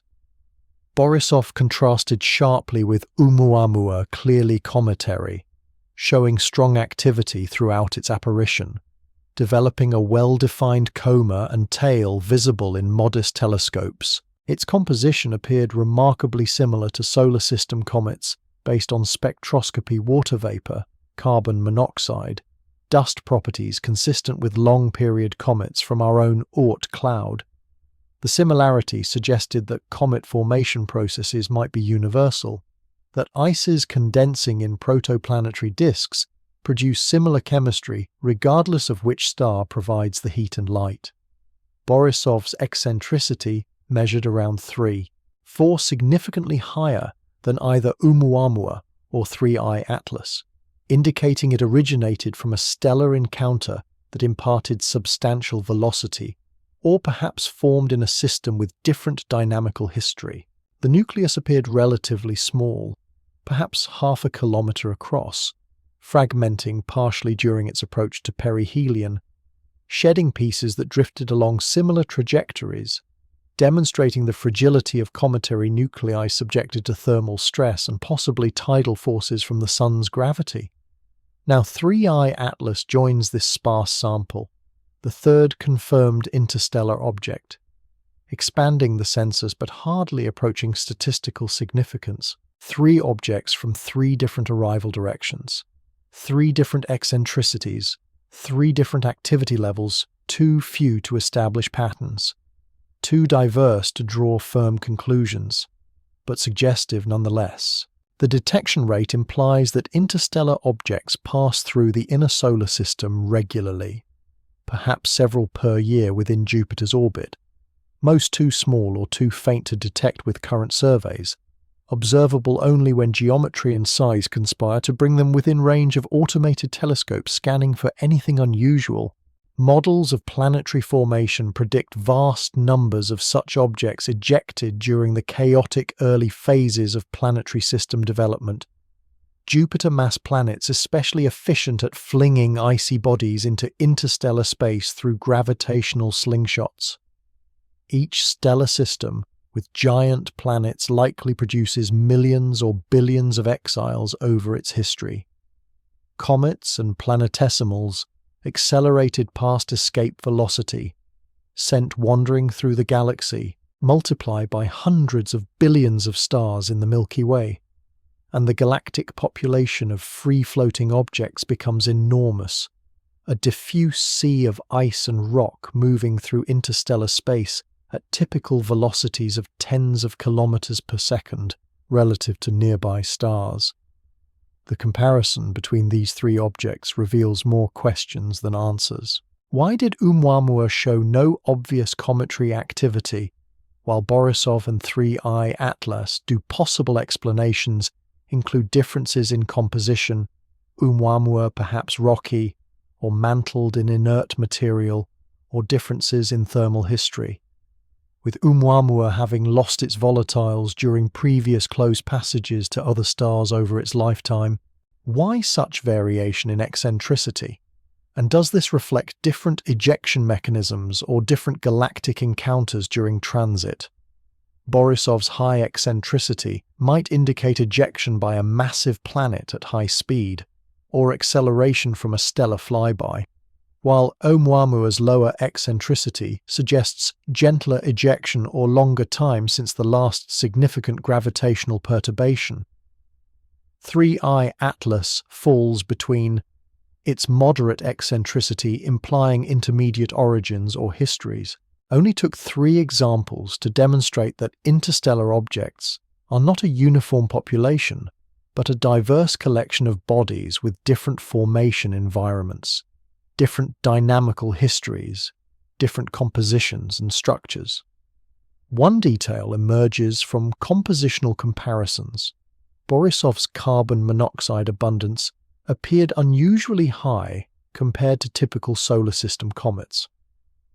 The CO-H2O ratio exceeding what is commonly observed in Oort cloud objects. This might indicate formation in a colder region of its home protoplanetary disk, where carbon monoxide ice remained stable, or it might reflect different chemical processes in that system's nebula, a variation in the carbon-to-oxygen ratio, or in the temperature-pressure history during ice condensation. 3I Atlas's carbon monoxide abundance remains uncertain. Spectroscopic detections of CO requiring specific infrared or ultraviolet observations that may or may not be attempted with sufficient sensitivity. If 3I Atlas shows different CO-H2O ratios than Borisov, or different from solar system comets, it would strengthen the case that planetary systems produce comets with varying chemistry depending on local conditions. If all interstellar comets show similar compositions, it would suggest surprising uniformity in protoplanetary disk chemistry across the galaxy. Only so many measurements can be made before these visitors fade beyond observation, each observation potentially revealing new information or deepening existing mysteries. The orbital dynamics vary as well. Oumuamua entered from the direction of Vega, or more precisely from the solar apex, the direction the Sun is moving relative to the local standard of rest, suggesting its trajectory was nearly head-on relative to the Sun's galactic motion. Borisov entered from a different angle, its approach direction corresponding to no particular nearby star, indicating an origin elsewhere, and a trajectory shaped by galactic dynamics rather than recent stellar encounters. 3i Atlas arrives from yet another direction. Lyra inclined steeply to the ecliptic, its velocity vector reflecting whatever combination of ejection velocity and galactic motion carried it to this intersection with our solar system.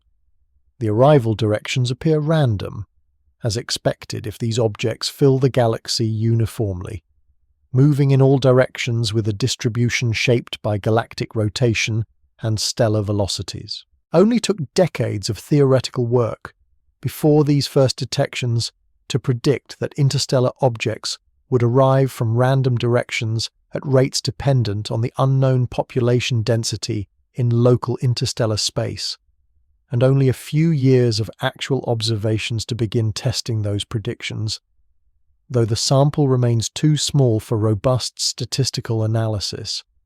The future promises more detections as survey capabilities improve. The Vera Rubin Observatory, scheduled to begin operations soon, will scan the sky repeatedly with a large mirror and sensitive cameras, detecting faint moving objects more efficiently than current surveys. Models predict Rubin could find several interstellar objects per year, possibly dozens depending on the actual population density. Building a sample large enough to characterize properties statistically size distribution, composition frequency, eccentricity distribution, arrival rate as a function of direction. Other surveys, space-based and ground-based, will contribute additional detections. Within a decade or two, interstellar objects may transition from curiosities to a well-characterized population, their properties catalogued, their origins constrained by observations of hundreds of examples rather than 3. But for now, 3i Atlas remains one of only 3, a significant fraction of the known sample. Each object precious for the information it carries about planetary formation in other systems and the dynamics of matter ejection and transport through the galaxy. The 3 visitors continue their journeys, each on its own hyperbolic trajectory, receding from the sun along different paths toward different regions of the galaxy. Oumuamua, now beyond Neptune's orbit and fading, heads generally toward the constellation Pegasus, its velocity relative to nearby stars about 26 kilometers per second. Borisov, also beyond Neptune, moves toward different coordinates, its higher velocity carrying it away faster, covering more distance per year. 3i Atlas will join them eventually, months or years from now, crossing Neptune's distance on its outbound arc, continuing into the Kuiper Belt region and beyond. Velocity gradually decreasing as the sun's gravity continues to pull backward, asymptotically approaching the hyperbolic excess velocity, never quite reaching it but getting arbitrarily close as distance increases. Only took a few months of observation to characterize each object well enough to predict its trajectory millennia into the future, even as the objects themselves fade beyond detection within a year or 2 of discovery.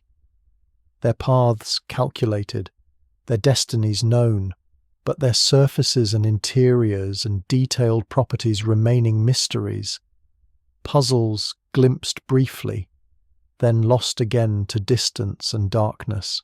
The departure begins as the comet climbs away from Perihelion, velocity still high but diminishing now, kinetic energy converting back to potential energy as distance increases. The gravitational exchange follows principles worked out centuries ago: momentum conservation, energy conservation. The mathematics of two-body interactions that govern everything from planetary orbits to spacecraft trajectories to interstellar visitors passing through. The sun loses momentum in this encounter, slowed infinitesimally by its gravitational interaction with the comet, while 3i Atlas gains momentum accelerated by the same interaction.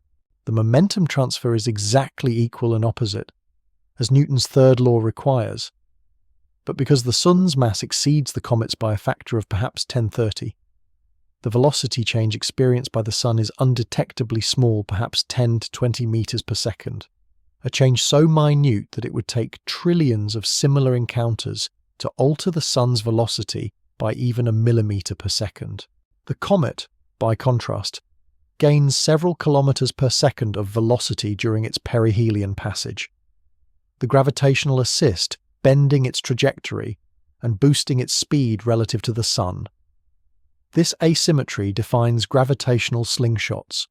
Small bodies gain substantial velocity changes when passing massive bodies, while the massive bodies experience negligible recoil. The effect scales with mass ratio and geometry. A spacecraft passing Jupiter can gain or lose kilometers per second of velocity depending on the approach angle. While Jupiter's velocity changes by an amount smaller than atomic scale measurements could detect, planetary missions exploit this ruthlessly. Voyager spacecraft gaining speed at each giant planet encounter, accumulating enough velocity to escape the solar system entirely. Their trajectories designed decades in advance to take advantage of favorable planetary alignments. 3i Atlas requires no careful planning. It simply follows the hyperbolic path determined by its initial velocity and perihelion distance. The gravitational assist happening automatically as a consequence of orbital geometry. The Sun's gravity simultaneously bending the trajectory and increasing the comet's speed. The velocity boost comes from falling into and then climbing back out of the Sun's gravity well, but asymmetrically. The comet approaches from one direction and departs in another. The trajectory bent by roughly 180 degrees minus twice the angle the hyperbola makes with the radial direction at perihelion. This bending means the velocity vector at infinite distance differs from the approach velocity vector, rotated into a new direction. In the Sun's reference frame, the comet's speed at infinite distance equals the hyperbolic excess velocity, roughly 10 kilometers per second for 3i Atlas, but the direction has changed, pointed towards some new region of the galaxy rather than back along the approach path. In a reference frame where the Sun moves, say, the local standard of rest, or the galactic frame, this rotation of the velocity vector, combined with the velocity the Sun carries, results in the comet departing with different speed and direction than it arrived with. The effect is a genuine acceleration from the Sun's perspective. Momentum transferred gravitationally. No fuel expended. Pure orbital mechanics converting gravitational potential into kinetic energy and back again, with net changes that depend on geometry. The outbound trajectory points generally southward in ecliptic coordinates, though the exact direction depends on details of the perihelion passage, precisely where perihelion occurred, exactly what velocity perturbations accumulated from non-gravitational forces, how the orbit evolved under observational constraints. Preliminary calculations suggest departure toward coordinates in the southern sky, perhaps vaguely in the direction of Centaurus or Vela, though these are large constellations and the trajectory does not aim toward any particular star. The path will carry 3i Atlas through the southern celestial hemisphere as seen from Earth, limiting observations from northern hemisphere observatories as the comet fades, favoring southern telescopes during the months after perihelion. The inclination 60 degrees or so means the trajectory cuts across the ecliptic plane rather than staying in it. The outbound path taking the comet high above or below the planetary orbits, depending on phase, geometry carrying it through three-dimensional space rather than the flattened disk where planets reside. Distance increases steadily. A week after perihelion, the comet has receded to perhaps 0.6 astronomical units from the Sun, velocity dropping to maybe 50 kilometers per second. Still moving faster than anything natural in the inner solar system except for sun-grazing comets at their closest approaches. 2 weeks out, nearly 1 astronomical unit, velocity down to 45 kilometers per second. The comet crossing Earth's orbital distance but far from Earth itself. Geometry placing the two bodies on opposite sides of the Sun or separated by tens of degrees in their respective orbits. A month after perihelion, perhaps 5 astronomical units, velocity around 40 kilometers per second. The comet passing the inner edge of the asteroid belt, regions where Mars orbits and where spacecraft to the outer planets typically accelerate outward, only took a month to travel from perihelion halfway back to Jupiter's distance. The immense speed accumulated during infall, now carrying the comet rapidly outward, distance increasing by millions of kilometers per day. The Sun shrinking in angular size, solar flux diminishing, surface temperatures dropping as the nucleus cools and activity declines. Observations continue as long as brightness permits. Astrometric measurements track position against background stars, refining the orbital elements, improving predictions of future trajectory, quantifying the non-gravitational accelerations that perturb the path during active phases. Photometry monitors brightness, watching for unexpected changes that might indicate fragmentation or variations in activity. Spectroscopy, when possible, continues to measure gas production rates and composition, documenting how the coma evolves as distance increases and temperatures drop. Each observation adds to the data set, constraining parameters, reducing uncertainties, building a more complete picture of this visitor's properties and behavior. Only so many observations remain possible before the comet fades below detection thresholds. Magnitude 15, 16, 17.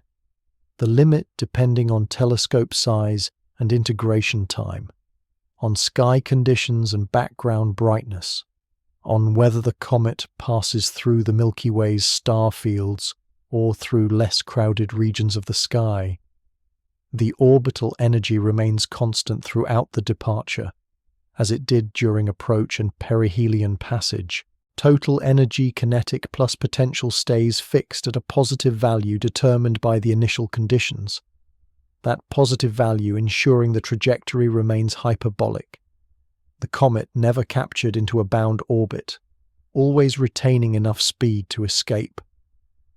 At perihelion, kinetic energy peaked while potential energy reached its minimum, most negative value. Now, climbing outward, kinetic energy decreases as potential energy becomes less negative, the sum unchanging. At infinite distance, potential energy will be zero and kinetic energy will equal the hyperbolic excess velocity, roughly 10 kilometers per second worth of energy per unit mass, the minimum speed the comet will carry asymptotically as the Sun's influence fades entirely. The mathematics ensures consistency energy conserved, momentum conserved, trajectories deterministic and predictable, no violations of physical law, just gravity and inertia playing out their inevitable consequences. One detail becomes clear through repeated measurements.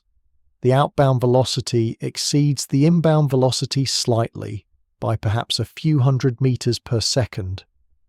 The gravitational assist providing a net speed boost, even though energy is conserved. This apparent contradiction resolves through reference frames in the Sun's rest frame. Energy is indeed conserved and the comet leaves with the same speed it arrived with, but in the galactic rest frame, or the local standard of rest, the Sun's own motion contributes, and the rotation of the velocity vector during the hyperbolic encounter translates to a different speed after perihelion than before. The comet effectively steals a tiny bit of the Sun's orbital momentum around the galaxy, adding it to its own, leaving the encounter moving slightly faster relative to nearby stars than it arrived. The Sun compensates by moving slightly slower. But again, the mass ratio ensures the Sun's velocity change is utterly negligible Only took spacecraft mission designers decades ago to realize this effect could be exploited intentionally. Designing flybys to maximize velocity gain, stealing momentum from planets to accelerate probes toward distant destinations. 3i Atlas accomplishes the same thing unintentionally, its trajectory and timing purely accidental. But the physics works identically. Momentum traded, velocity boosted, the comet departing faster than it arrived, despite no energy being added from external sources, just gravitational dynamics playing out according to mathematical rules written into the structure of space-time. Months pass as the comet continues outward, crossing invisible boundaries marked only by orbital distances. 3 months after perihelion, 3i Atlas reaches perhaps 3 astronomical units from the Sun, velocity declining to 35 kilometers per second, approaching the distance where Jupiter orbits, though again the geometry keeps them separated. Jupiter travelling along its nearly circular path somewhere else in the orbital arc, while the comet passes through the same radial distance but at steep inclination, crossing through the plane of Jupiter's orbit rather than moving along it. The crossing takes only hours at these speeds, the comet transiting the ecliptic plane and continuing into southern celestial latitudes, climbing above or diving below the flattened disk where most solar system mass concentrates. 5 months after perihelion, perhaps 5 astronomical units out, velocity down to 30 kilometers per second. The comet reaching distances where Saturn resides, where sunlight takes 40 minutes to arrive, where surface temperatures on an icy body have dropped to perhaps 100 Kelvin or less, too cold for water ice to sublimate at any appreciable rate, even under direct illumination.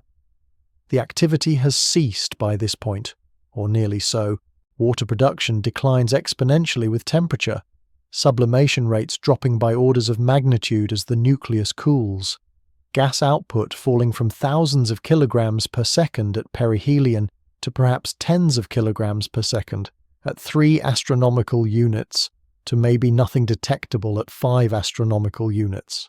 Carbon monoxide, if present, might continue outgassing weakly at larger distances, its sublimation temperature low enough that even the faint solar flux beyond Jupiter can drive some activity. But carbon monoxide produces faint spectral signatures and minimal visible coma, difficult to detect unless present in high abundance, so any residual activity might go unnoticed in observations focused on brightness and position rather than detailed spectroscopy. The coma dissipates as production ceases, existing gas and dust dispersing into interplanetary space.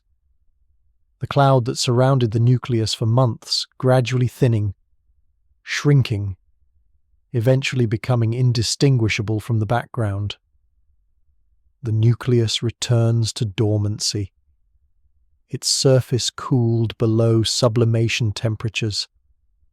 Ice locked solid again as during the long interstellar journey before solar encounter, brightness fades with distance, following the inverse fourth power law that governs reflected sunlight from extended objects. At 1 astronomical unit, if the comet reached magnitude 9, it would appear magnitude 13 at 2 astronomical units, 4 magnitudes fainter, corresponding to a factor of 40 in brightness. At 4 astronomical units, magnitude 17 magnitudes fainter than at 1 AU, a factor of 1600. Most amateur telescopes cannot detect magnitude 17 objects except under excellent conditions with long exposures. Professional telescopes can reach fainter, magnitude 19 or 20 or deeper, depending on aperture and integration time.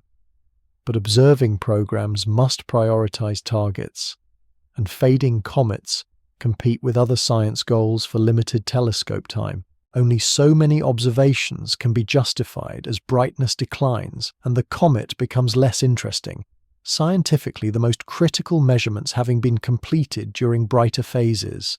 the remaining observations yielding diminishing returns, confirmations of trajectory rather than new discoveries about composition or activity. The trajectory becomes increasingly well determined as the orbital arc lengthens. Each additional observation refines the orbital elements slightly, narrowing uncertainty ellipses, improving predictions of future position. By 6 months after perihelion, the orbit is known well enough to predict the comet's location years or decades into the future, with uncertainties of perhaps a few hundred kilometers tiny compared to the distances involved, but still far too large to permit close spacecraft encounters without course corrections.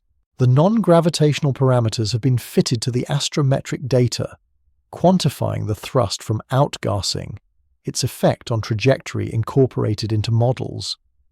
The result is a mathematical description of the comet's path through space, encoded in 6 orbital elements or more if non-gravitational terms are included, numbers that summarize the object's position and velocity at a reference epoch and allow computation of its location at any past or future time.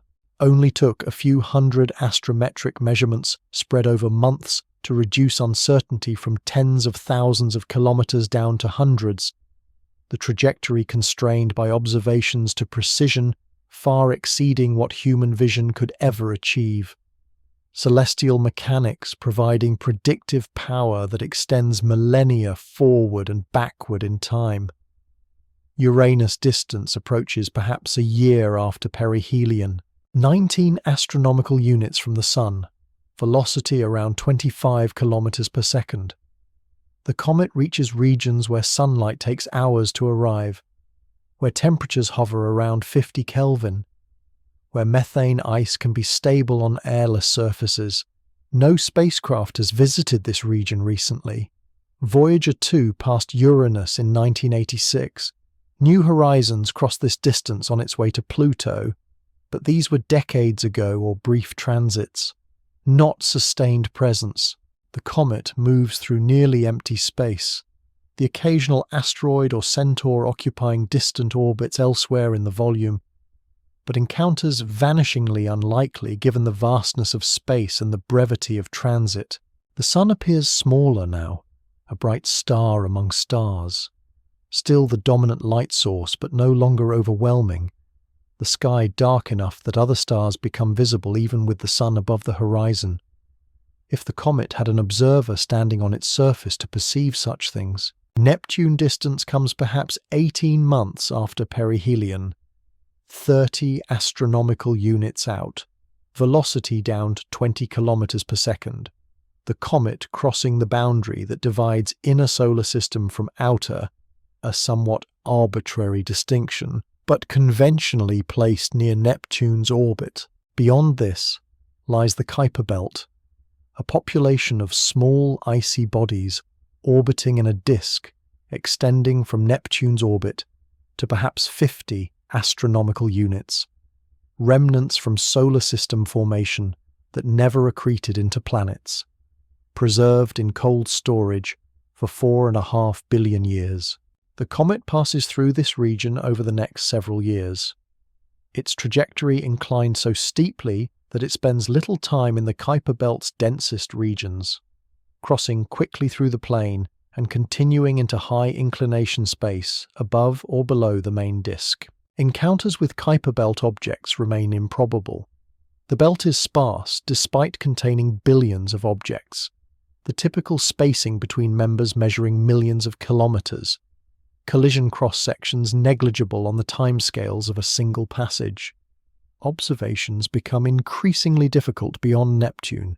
The comet has faded to magnitude 20 or fainter, requiring the largest telescopes and longest integration times, visible only as a faint smudge or point of light against background stars. Astrometric measurements continue when possible, adding to the data archive. But the rate of observation drops perhaps 1 or 2 measurements per month rather than several per night, depending on telescope availability and observer interest. The science return from these late observations is minimal, The orbit is already well determined. Activity has ceased. Spectroscopy is impossible at such faint magnitudes. The observations serve mainly as confirmations, checking that the comet continues along its predicted path, documenting that no unexpected perturbations have occurred, maintaining a record of position versus time that future researchers might find useful for some currently unanticipated purpose. Only so much effort can be justified for observations that yield limited new information, resources finite, other targets more pressing, the comet becoming a historical object studied, characterized, now simply monitored occasionally as it fades into the outer solar system. The velocity continues decreasing, but asymptotically approaches the hyperbolic excess velocity, roughly 10 kilometers per second, that the comet will retain at infinite distance. At 30 astronomical units, the velocity has dropped to about 20 kilometers per second, still twice the asymptotic value, indicating the Sun's gravity still affects the trajectory significantly, pulling backward, decelerating the comet's outward motion. At 60 astronomical units, the velocity might be 15 kilometers per second closer to the asymptotic limit, but not yet there. At 100 astronomical units, perhaps 12 kilometers per second. The asymptote clearly visible in plots of velocity versus distance. The curve flattening as the Sun's influence weakens with increasing distance. Technically, the hyperbolic excess velocity is reached only at infinite distance, the mathematical limit of the velocity, as distance approaches infinity.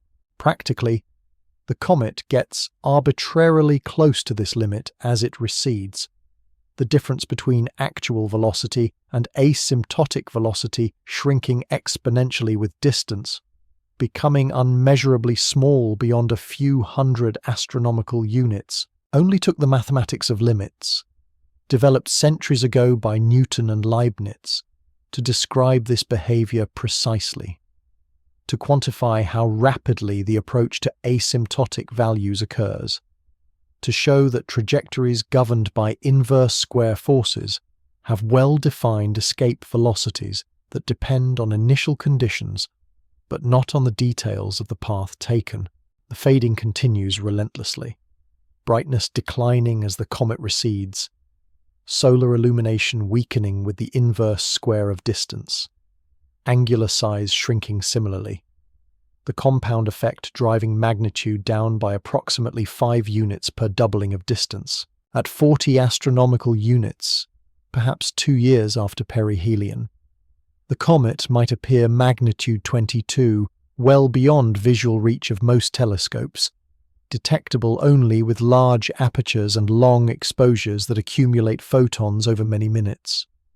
The signal competes with noise sky background from scattered starlight and zodiacal light, detector dark current and read noise, cosmic rays striking the camera during exposure. Image processing becomes critical, stacking multiple exposures to increase signal-to-noise, subtracting backgrounds carefully, tracking the comet's motion against background stars to prevent trailing that would smear the faint point source. Even with optimal technique, the comet becomes challenging to detect reliably. The difference between a faint comet and a noise spike often ambiguous in single images, requiring multiple detections over multiple nights to confirm continued presence. The last reliable observations likely occur sometime between 2 and 3 years after perihelion, when the comet lies perhaps 50 or 60 astronomical units from the Sun, faded to magnitude 23 or 24. A few final astrometric measurements pin down position, confirming the trajectory remains consistent with predictions, documenting that the comet still exists as a detectable object at these vast distances. Then the observations cease, not because the comet has disappeared, but because it has become too faint to observe economically. The telescope time required to detect it no longer justified by the minimal scientific return. The comet continues outward, invisible now to ground-based instruments, perhaps detectable with space telescopes like Hubble or James Webb if pointed precisely at its predicted location with long integrations. But such observations would require substantial resources for uncertain gain. More likely, the comet simply fades from human awareness, its position known mathematically from orbital calculations but unverified by actual detection, continuing its journey whether watched or not. One detail marks the end of the observational campaign, the final ephemeris, a table of predicted positions extending years or decades into the future, calculated from the best-fit orbit determined from all available astrometry. The ephemeris lists right ascension and declination at regular intervals, perhaps one entry per month, or per year for distant dates, coordinates that specify where the comet should appear on the sky as seen from Earth or from the solar system barycenter. Uncertainties grow with time extrapolated from the last observation, position errors accumulating as the comet moves through space. Small errors in velocity translating to larger and larger position. Uncertainties the farther one projects into the future. By a decade after last observation, the comet's position might be uncertain by thousands of kilometers. By a century, perhaps hundreds of thousands of kilometers. By a millennium, the uncertainty could span millions of kilometers. The comet's location known only to within a volume of space comparable to the distance between planets. Still, the trajectory is known far better than if no observations had ever been made. The mathematics capturing the comet's motion with precision impossible through casual observation, the crossing of the heliopause. The boundary where solar wind yields to interstellar medium occurs at roughly 100 astronomical units, give or take several tens of AU depending on direction and solar activity. Voyager 1 crossed the heliopause at approximately 122 AU in 2012, entering interstellar space officially. Though still within the Sun's gravitational influence, still technically orbiting the Sun on a hyperbolic escape trajectory similar to 3I Atlas. The heliopause is not a sharp boundary, but a transition region where solar wind pressure balances interstellar plasma pressure, where the magnetic field transitions from solar-dominated to galactic-dominated, where particle populations shift from solar energetic particles to galactic cosmic rays. For 3I Atlas, this crossing will occur perhaps 5 or 10 years after perihelion, depending on exact velocity and direction. The comet passing from the heliosphere, the bubble of solar influence, into the local interstellar medium, joining the vast population of matter drifting between stars. Beyond the heliopause, the solar system's influence persists through gravity alone. The Sun's gravitational reach extends far beyond the heliopause, technically to infinite distance, though weakening with distance, becoming negligible compared to other forces at distances measured in light years. The Oort cloud, a hypothetical spherical shell of comets surrounding the Sun, extends perhaps 50,000 astronomical units, nearly a light year, its outer edge defining the practical boundary of solar gravitational dominance, the region where passing stars can perturb orbits more strongly than the Sun can hold them. 3I Atlas will cross through the Oort cloud region over the next several thousand years, moving outward at roughly 10 kilometers per second, covering an astronomical unit every few days, a light year every 60,000 years. During this transit, the comet will pass perhaps a few billion kilometers from the nearest Oort cloud objects close on interstellar scales, but vast compared to object sizes. Encounters between 3I Atlas and native solar system comets, vanishingly improbable. The trajectory in interstellar space becomes a straight line to excellent approximation. gravitational perturbations from nearby stars remain negligible over timescales of thousands of years. Typical stellar densities in the solar neighborhood amount to perhaps 1 star per 10 cubic parsecs. Separations of several light-years. Gravitational forces at these distances utterly insignificant. The Sun's own gravity, falling off as inverse distance squared, contributes less than a millimeter per second squared of acceleration at 1 light-year distance, sufficient to keep Oort cloud comets barely bound, but insufficient to curve hyperbolic trajectories noticeably. 3I Atlas coasts on momentum, velocity effectively constant at 10 kilometers per second relative to the Sun, trajectory pointing toward coordinates in the southern sky. Crossing the distance from Sun to Alpha Centauri, 4 light-years in roughly 120,000 years at this speed, only took a few months of gravitational interaction with the Sun to set this trajectory. To add the velocity boost that distinguishes the outbound path from the inbound path, and now decades and centuries and millennia of coasting follow, the comet moving ballistically through the near vacuum of interstellar space. One mystery persists into this distant future, the comet's fate over mega-year timescales. Galactic dynamics eventually dominate encounters with molecular clouds, passages near other stars, the overall gravitational potential of the Milky Way's disk and halo.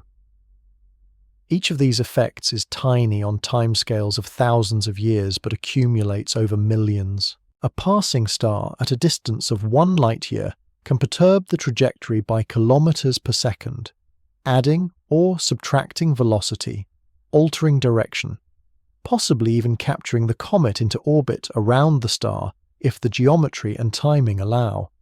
Though capture probabilities are low, molecular clouds, dense regions of gas and dust where stars form, exert tidal forces that can strip comets from stellar systems or perturb trajectories significantly. The Milky Way's gravitational field steers all objects in the galactic disk, imposing an acceleration of roughly 10 meters per second, squared perpendicular to the disk, sufficient to oscillate objects through the disk on timescales of tens of millions of years. Over 1 billion years, 3I Atlas will likely have encountered several stars, crossed through the galactic plane multiple times, possibly been captured temporarily by another system before being ejected again, its trajectory written and rewritten by gravitational interactions too complex to predict in detail from current observations. The final velocity, 10 kilometers per second relative to the Sun, translates to perhaps 20 or 30 kilometers per second relative to the local standard of rest, depending on exactly how the Sun's motion combines with the comet's departure direction. This speed is typical for stars in the solar neighborhood, all moving with velocities of tens of kilometers per second relative to the galactic average, each on its own orbit around the galactic center, completing one circuit every few 100 million years. 3I Atlas joins this population, no longer distinctively interstellar but simply one object among countless others drifting through the galaxy, indistinguishable from any other small body ejected from any other planetary system. Its brief encounter with our solar system, a transient episode in a journey that has lasted millions of years and will last millions more.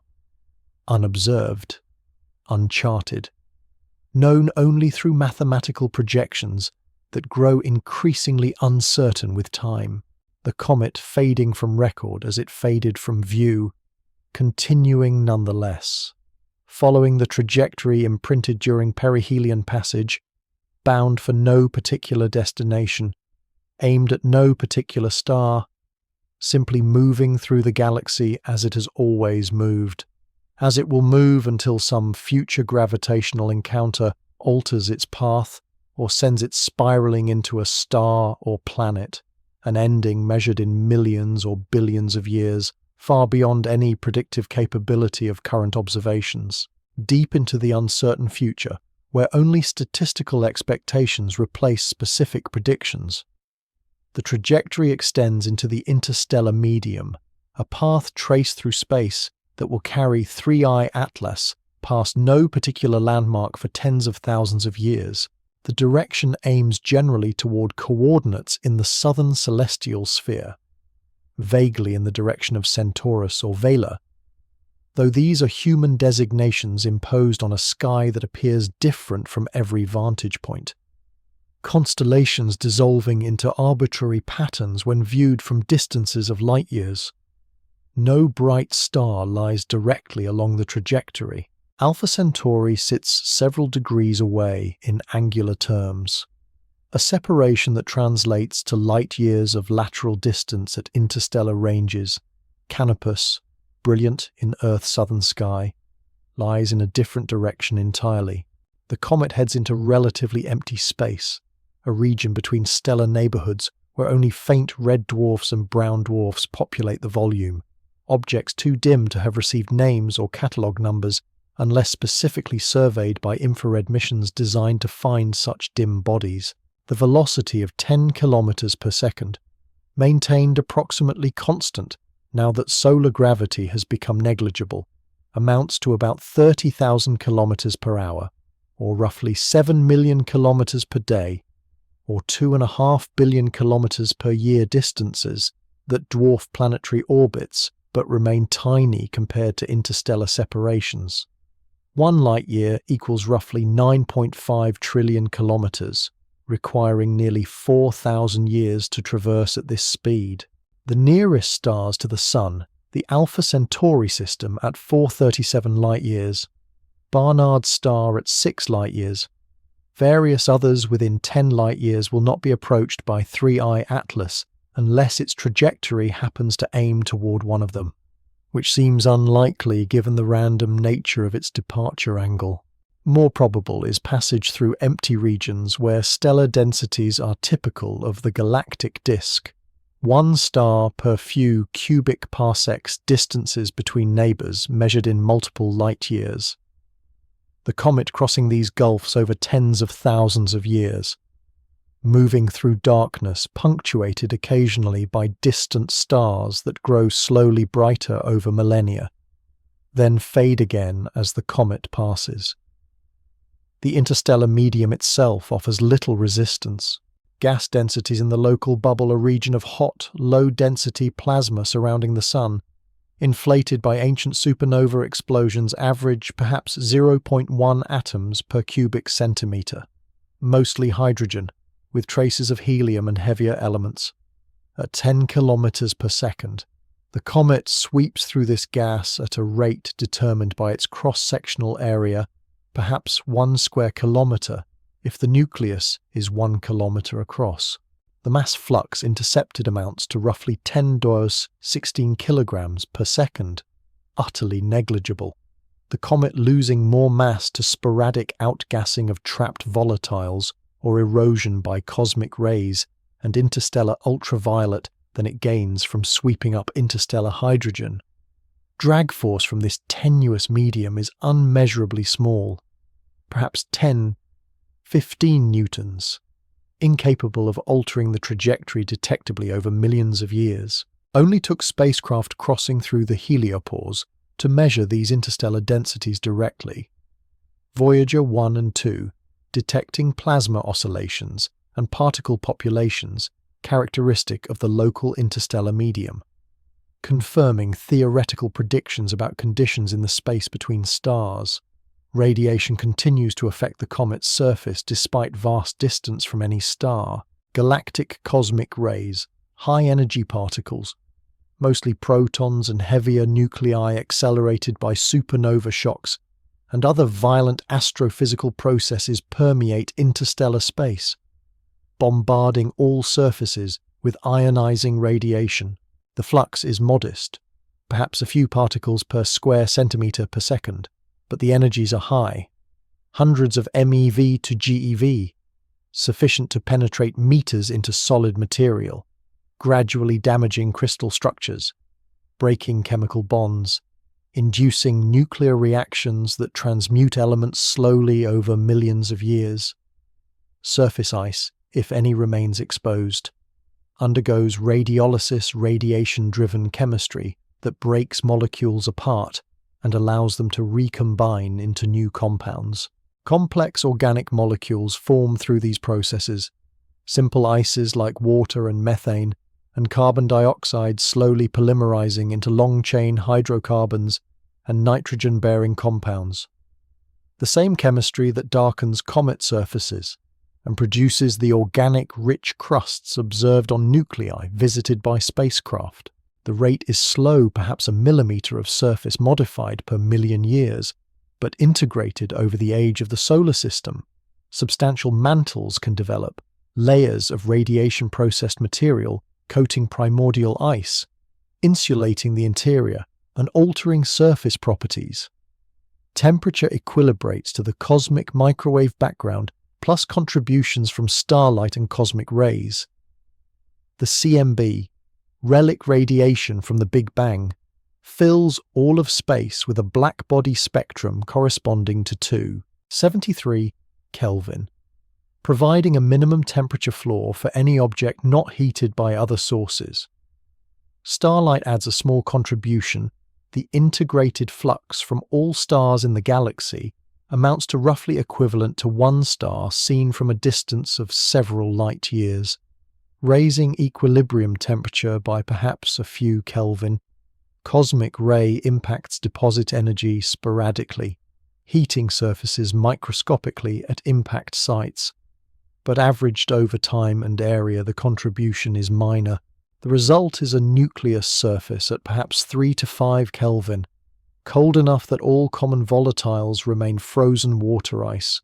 Carbon dioxide, carbon monoxide, methane, nitrogen, all stable as solids at these temperatures. Only hydrogen and helium remain gaseous. But these are too volatile to have been retained in the nucleus during formation, escaping to space long ago. The comet becomes a frozen artifact, its chemistry arrested, composition preserved in deep cold until the next stellar encounter, which might not occur for millions of years.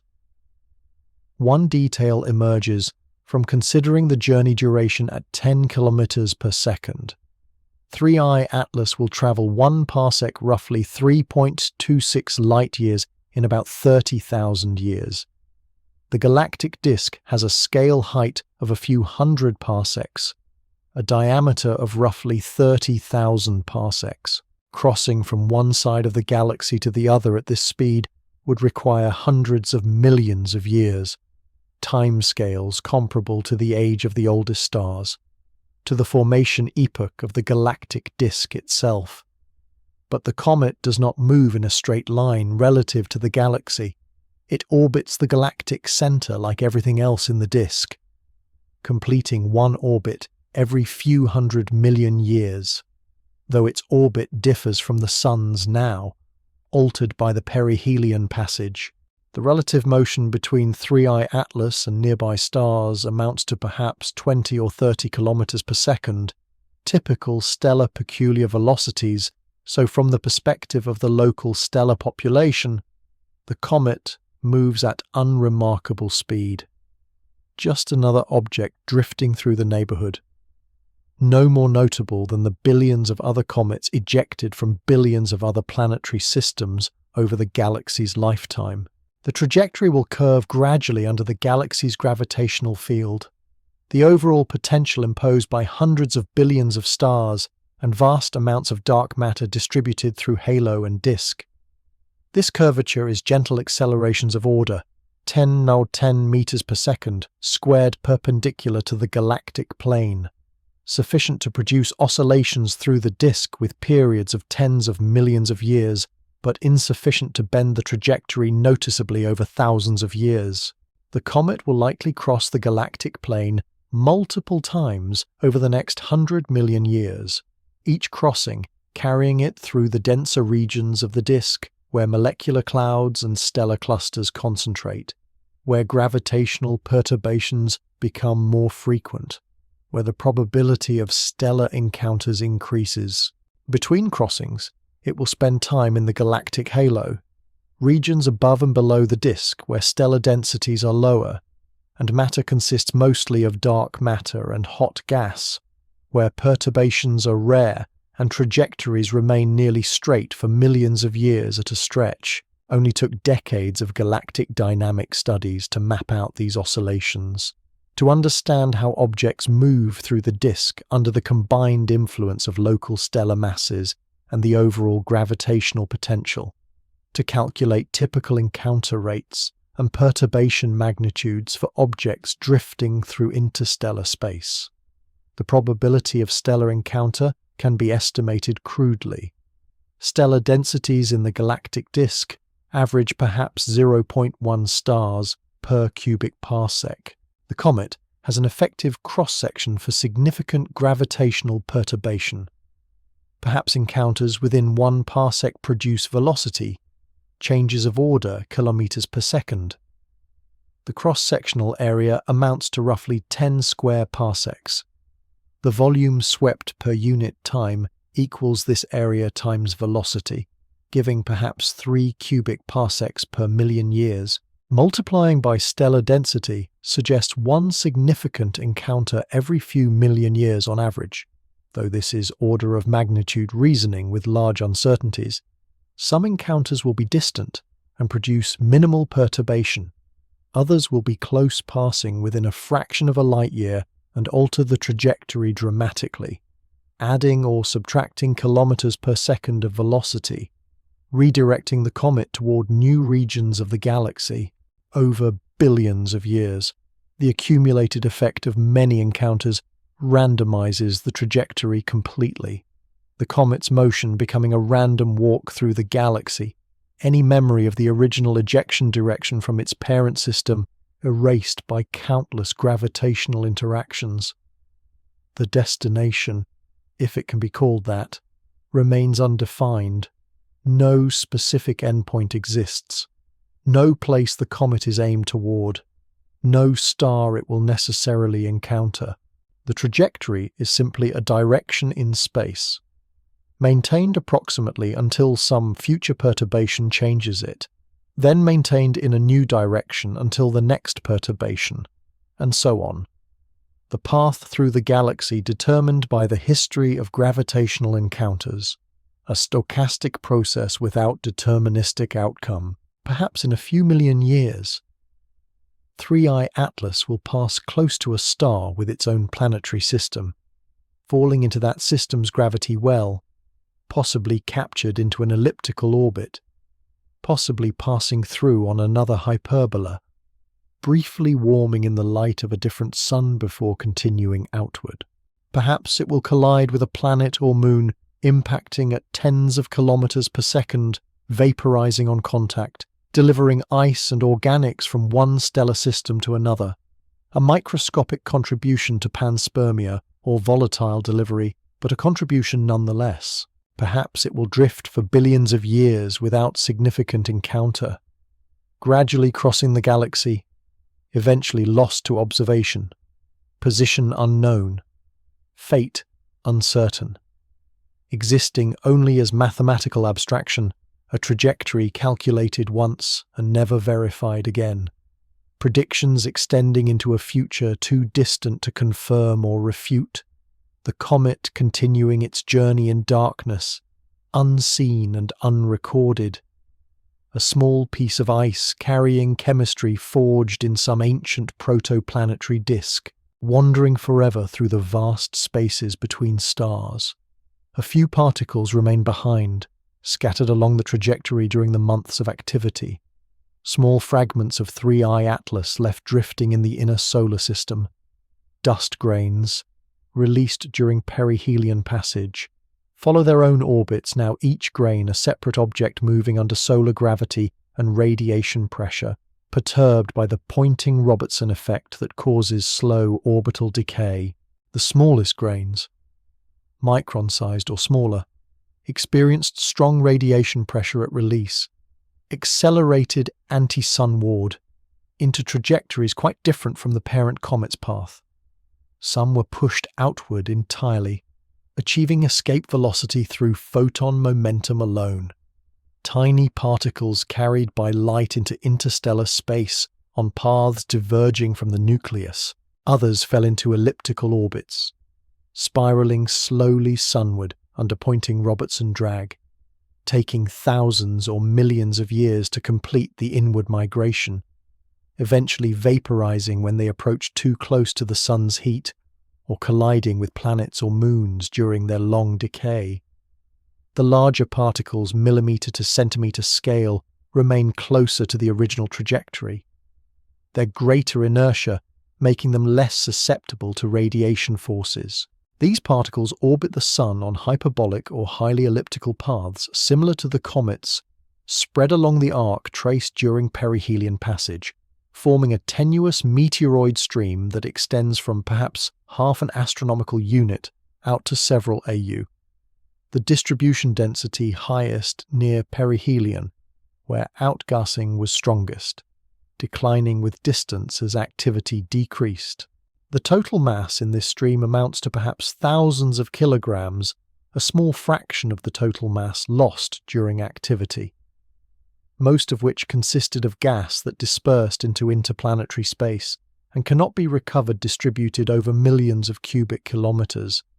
Average densities far too low to constitute collision hazard, but sufficient that sensitive instruments might detect occasional impacts.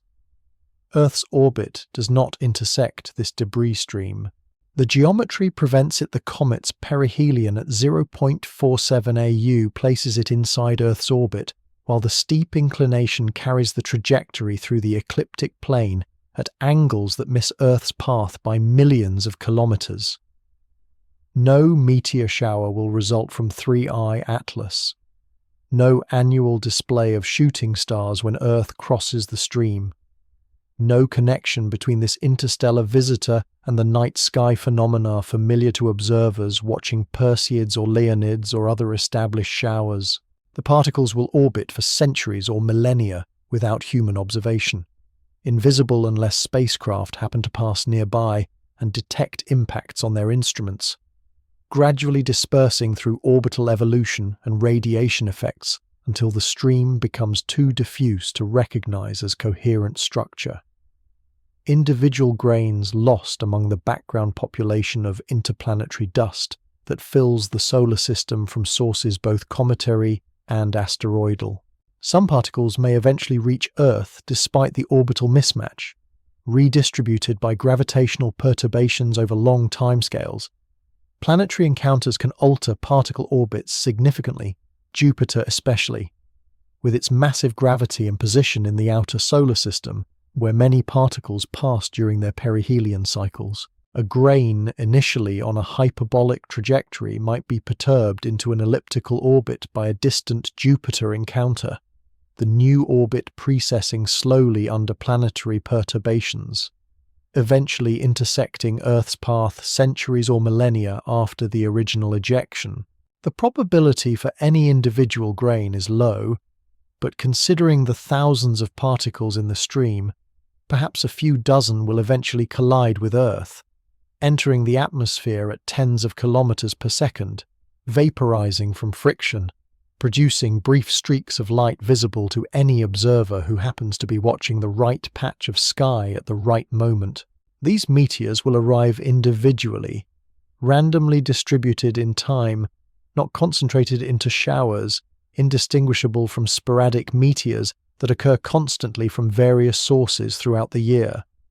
The particles carry information about the comet's composition, frozen samples of nucleus material ejected during activity and preserved in the cold of space. Dust composition reflects the minerals and organics present in the nucleus silicate grains typical of rocky material, perhaps olivine and pyroxene and other common minerals, mixed with organic compounds ranging from simple hydrocarbons to complex macromolecules. If analyzed in a laboratory, these grains would reveal isotopic ratios, diagnostic of formation conditions, the deuterium to hydrogen ratio in water, the carbon-13 abundance, the nitrogen-15 fraction, all telling stories about the chemistry of the protoplanetary disk where the comet formed billions of years ago around some other star. But the grains will likely never be collected or analyzed. They are too small. too dispersed, their orbits too poorly known to permit targeted collection, and most will burn up in Earth's atmosphere if they ever arrive. Their information converted to heat and light and ionization in the upper atmosphere, detected perhaps as meteors but not recovered as physical samples. One detail persists in the scattered particles they represent, the only physical samples from another stellar system's planetary formation process accessible in our solar system. Beyond the 3 interstellar objects detected so far, meteorites collected on Earth originate from asteroids and comets within our solar system, fragments of bodies that formed here 4.5 billion years ago. Presolar grains, tiny inclusions found in some meteorites, formed before the Sun existed, represent matter from other stars, but not from planetary systems. Instead, coming from stellar outflows and supernova ejecta, processed through star interiors rather than protoplanetary disks. The dust from 3I Atlas, if it could be collected, would offer direct comparison between our solar system's composition and another system's, testing whether planet formation chemistry is universal or varies between stellar environments, whether the isotopic ratios and mineral assemblages found in solar system materials represent galactic averages or local peculiarities. Only took 3 interstellar visitors to make such samples theoretically accessible, though practically unreachable given current technology and the enormous challenge of locating and collecting microscopic grains drifting through interplanetary space along poorly constrained orbits. The gas released during activity has dispersed more completely than the dust, molecules and atoms spreading into interplanetary space at thermal velocities, colliding occasionally with solar wind particles, gradually ionized by solar ultraviolet. The ions swept away by magnetic fields while neutral atoms continue drifting outward. Water molecules photodissociate into hydrogen and oxygen within hours of release, the hydrogen atoms forming a vast cloud that streams anti-sunward, the oxygen atoms scattering more slowly, eventually lost among the background population of interplanetary neutrals. Carbon-bearing molecules, carbon monoxide, carbon dioxide, methane, organic compounds undergo similar fates, broken apart by sunlight, their constituent atoms dispersing, the carbon eventually incorporated into dust grains or ionized and carried away by solar wind. The molecules from 3I Atlas mix with molecules from other sources, solar wind particles, Earth's escaping atmosphere, gas from solar system comets, ions from the outer planet's magnetospheres becoming indistinguishable from the general interplanetary medium within weeks or months of release, their interstellar origin erased, their chemistry homogenized with solar system material. A few molecules might survive longer in the cold outer solar system, beyond the reach of intense solar ultraviolet, drifting outward at thermal velocities for months or years, before photoionization or collisional ionization removes them. These molecules carry isotopic signatures of their origin, deuterium and carbon-13 and nitrogen-15 ratios potentially different from solar system values.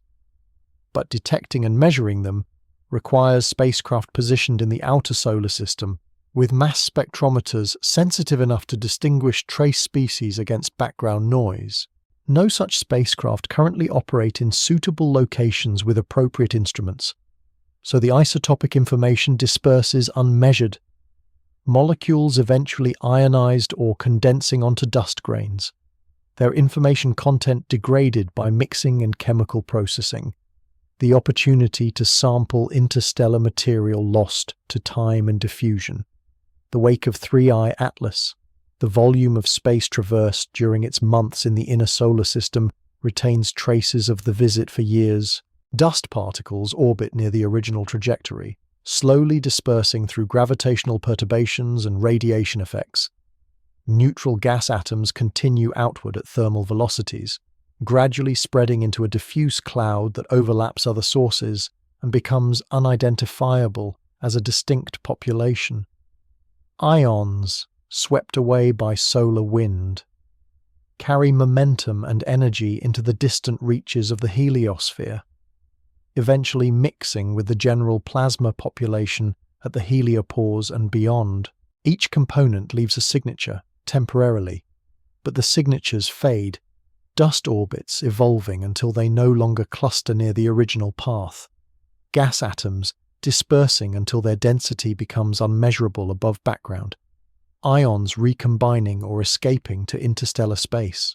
Within decades, the solar system will show no evidence of the passage except in databases and scientific publications, orbital elements recorded in catalogues, spectra archived on servers, images preserved in digital formats.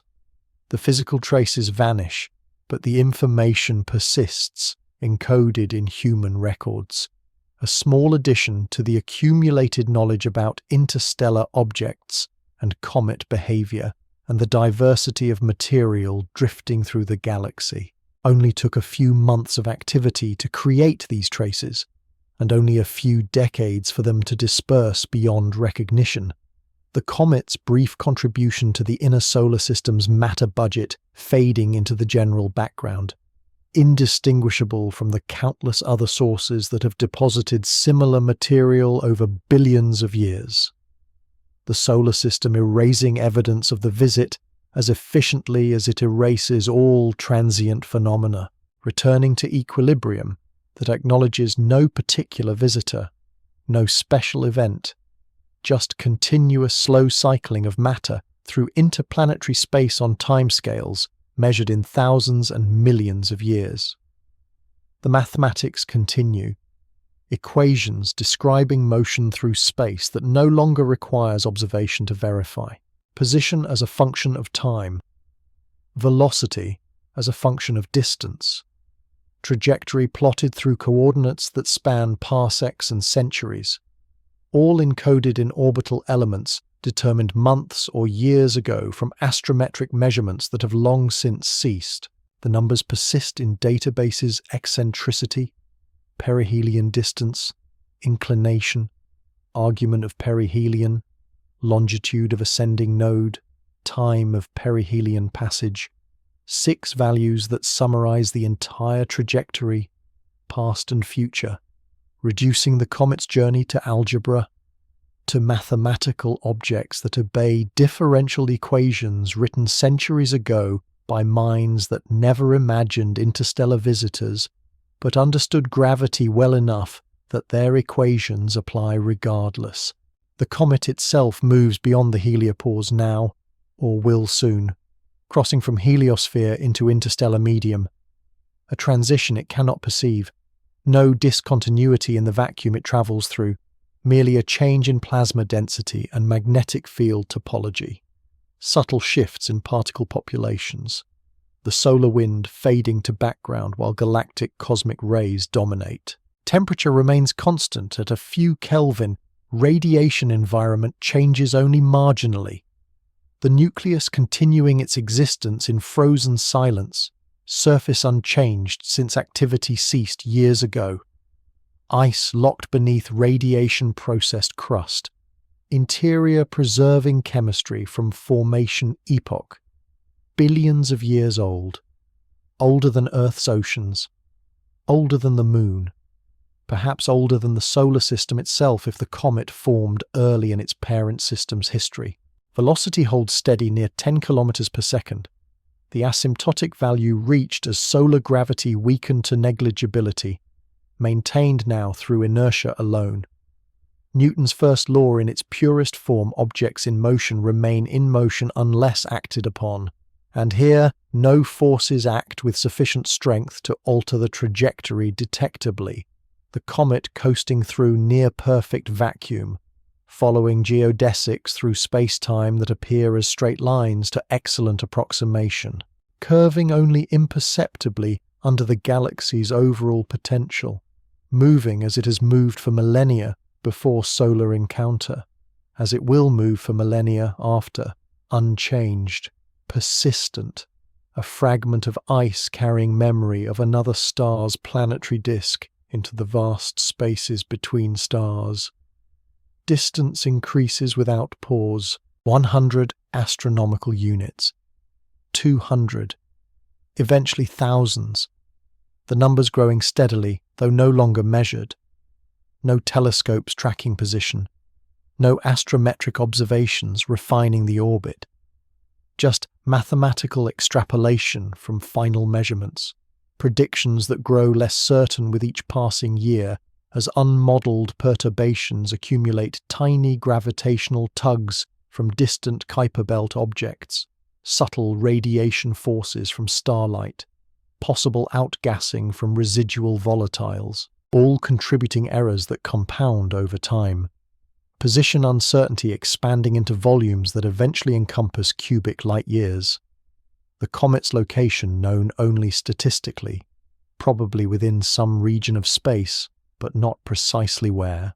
The stars shift slowly in apparent position as the comet moves, parallax accumulating over decades and centuries, nearby stars drifting across the sky relative to distant background, constellations distorting as perspective changes, the familiar patterns visible from Earth dissolving into new arrangements, arbitrary groupings that would mean nothing to human observers, celestial cartography rewritten by motion through three-dimensional space, the sky transforming gradually, imperceptibly on human timescales, but dramatically over thousands of years. Orion's belt spreading, the Big Dipper warping, Crux rotating, all the navigational stars of human history sliding into new configurations, unrecognizable, unfamiliar. The sky, as seen from 3i Atlas, becoming progressively more alien, disconnected from Earth's vantage, a view unique to this particular trajectory through this particular volume of the galaxy. Silence surrounds the comet, not the silence of absence, but the silence of vacuum. Space that cannot carry sound because sound requires medium, requires atoms close enough to collide and propagate pressure waves. And here atoms are separated by meters or kilometers, collisions rare, no medium, no sound, just electromagnetic radiation crossing the void at light speed, photons from distant stars arriving after journeys of years or centuries, cosmic microwave background photons traveling since the universe was 300,000 years old, neutrinos from the sun passing through the comet without interaction, all of it silent, intangible, the comet existing in a realm where human senses would perceive nothing, no light bright enough to see without instruments, no warmth, no pressure, no indication of motion except through careful measurement of stellar positions over long intervals. Time passes without marking. No seasons here, no day-night cycle except the rotation of the nucleus itself. Period unknown, spinning in darkness. One face then another, presented to the faint starlight. Temperature uniform within fractions of a Kelvin. No thermal gradients to speak of. No activity, no change, just existence in the present tense continuous. The comet being rather than becoming, state stable, composition fixed, motion uniform. Everything that can reach equilibrium has reached it. Everything else proceeds too slowly to measure cosmic ray damage accumulating atom by atom. Micrometeor impacts rare and random, perhaps one per century, perhaps fewer. Each event insignificant against the nucleus mass. Erosion occurring but imperceptibly. The comet essentially unchanged over timescales of human lifetimes or civilizations, requiring millions of years for substantial alteration. Deep time operating at its characteristic pace. Patient, inexorable, indifferent. The journey continues into futures too distant to imagine concretely. 10,000 years from now, the comet will be several light years from the sun, still moving at 10 kilometers per second, perhaps perturbed slightly by then, trajectory altered by encounters not yet occurred, position shifted by gravitational interactions still in the future, unpredictable in detail, but statistically characterizable, likely still in the general direction it departed toward. Probably not captured by any star. Possibly passed close to something, but probably not. Most of interstellar space being empty. Encounters being the exception rather than the rule. 100,000 years from now. Tens of light years distant, moving through regions of the galaxy unvisited by anything from our solar system except other ejected comets and the Voyager spacecraft. All of them spreading slowly through the galactic disk. Ambassadors unintentional and unaware, carrying atoms forged in the sun or in older stars. Dispersing solar system material atom by atom into the interstellar medium through impacts and radiation sputtering, contributing negligibly to galactic chemistry, but contributing nonetheless. Million-year futures see the comet crossing substantial fractions of the distance between spiral arms, moving through the galaxy's structure, crossing molecular clouds perhaps, encountering stellar nurseries where new stars form, passing through H2 regions ionized by massive young stars, witnessing supernovae from safe distances measured in parsecs, all of it drifting past in slow motion. Events separated by thousands of years of travel, the comet threading through cosmic geography on a path determined by gravitational interactions, too complex to predict but too weak to stop. Momentum carrying it forward regardless. The trajectory, a random walk through the galaxy's potential well, destination uncertain, outcome undefined, ending unknown and perhaps irrelevant, the journey itself being the only certainty, motion through space continuing as long as space exists to move through, until entropy and expansion and the ultimate fate of the universe become relevant on timescales measured in billions of years. Deep time beyond human comprehension. Futures where predictions lose all meaning and only the most general thermodynamic principles remain valid. The equations do not care whether anyone solves them. The orbit persists whether calculated or not. The comet moves whether observed or not. Mathematics describes but does not determine, captures patterns in symbols, but changes nothing about the motion itself, the trajectory existing independent of human awareness, following physical law that operated before humans existed and will operate after humans are gone.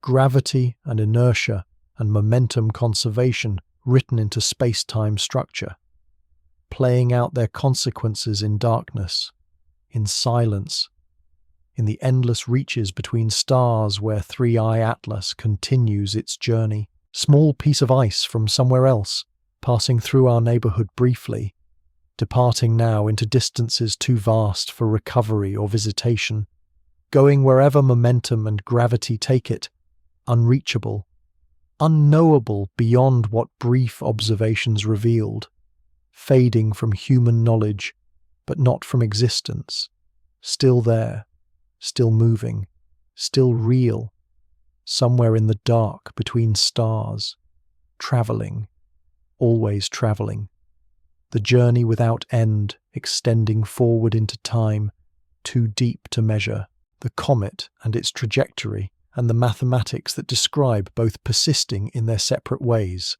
one physical and one abstract, but both real, both continuing, both describing the same motion through the same space, the same endless falling through gravity wells that never quite capture, the same escape that never quite completes, asymptotic approach to conditions at infinity, the mathematics and the motion both approaching limits they will never quite reach, continuing, persisting, existing, moving through the dark,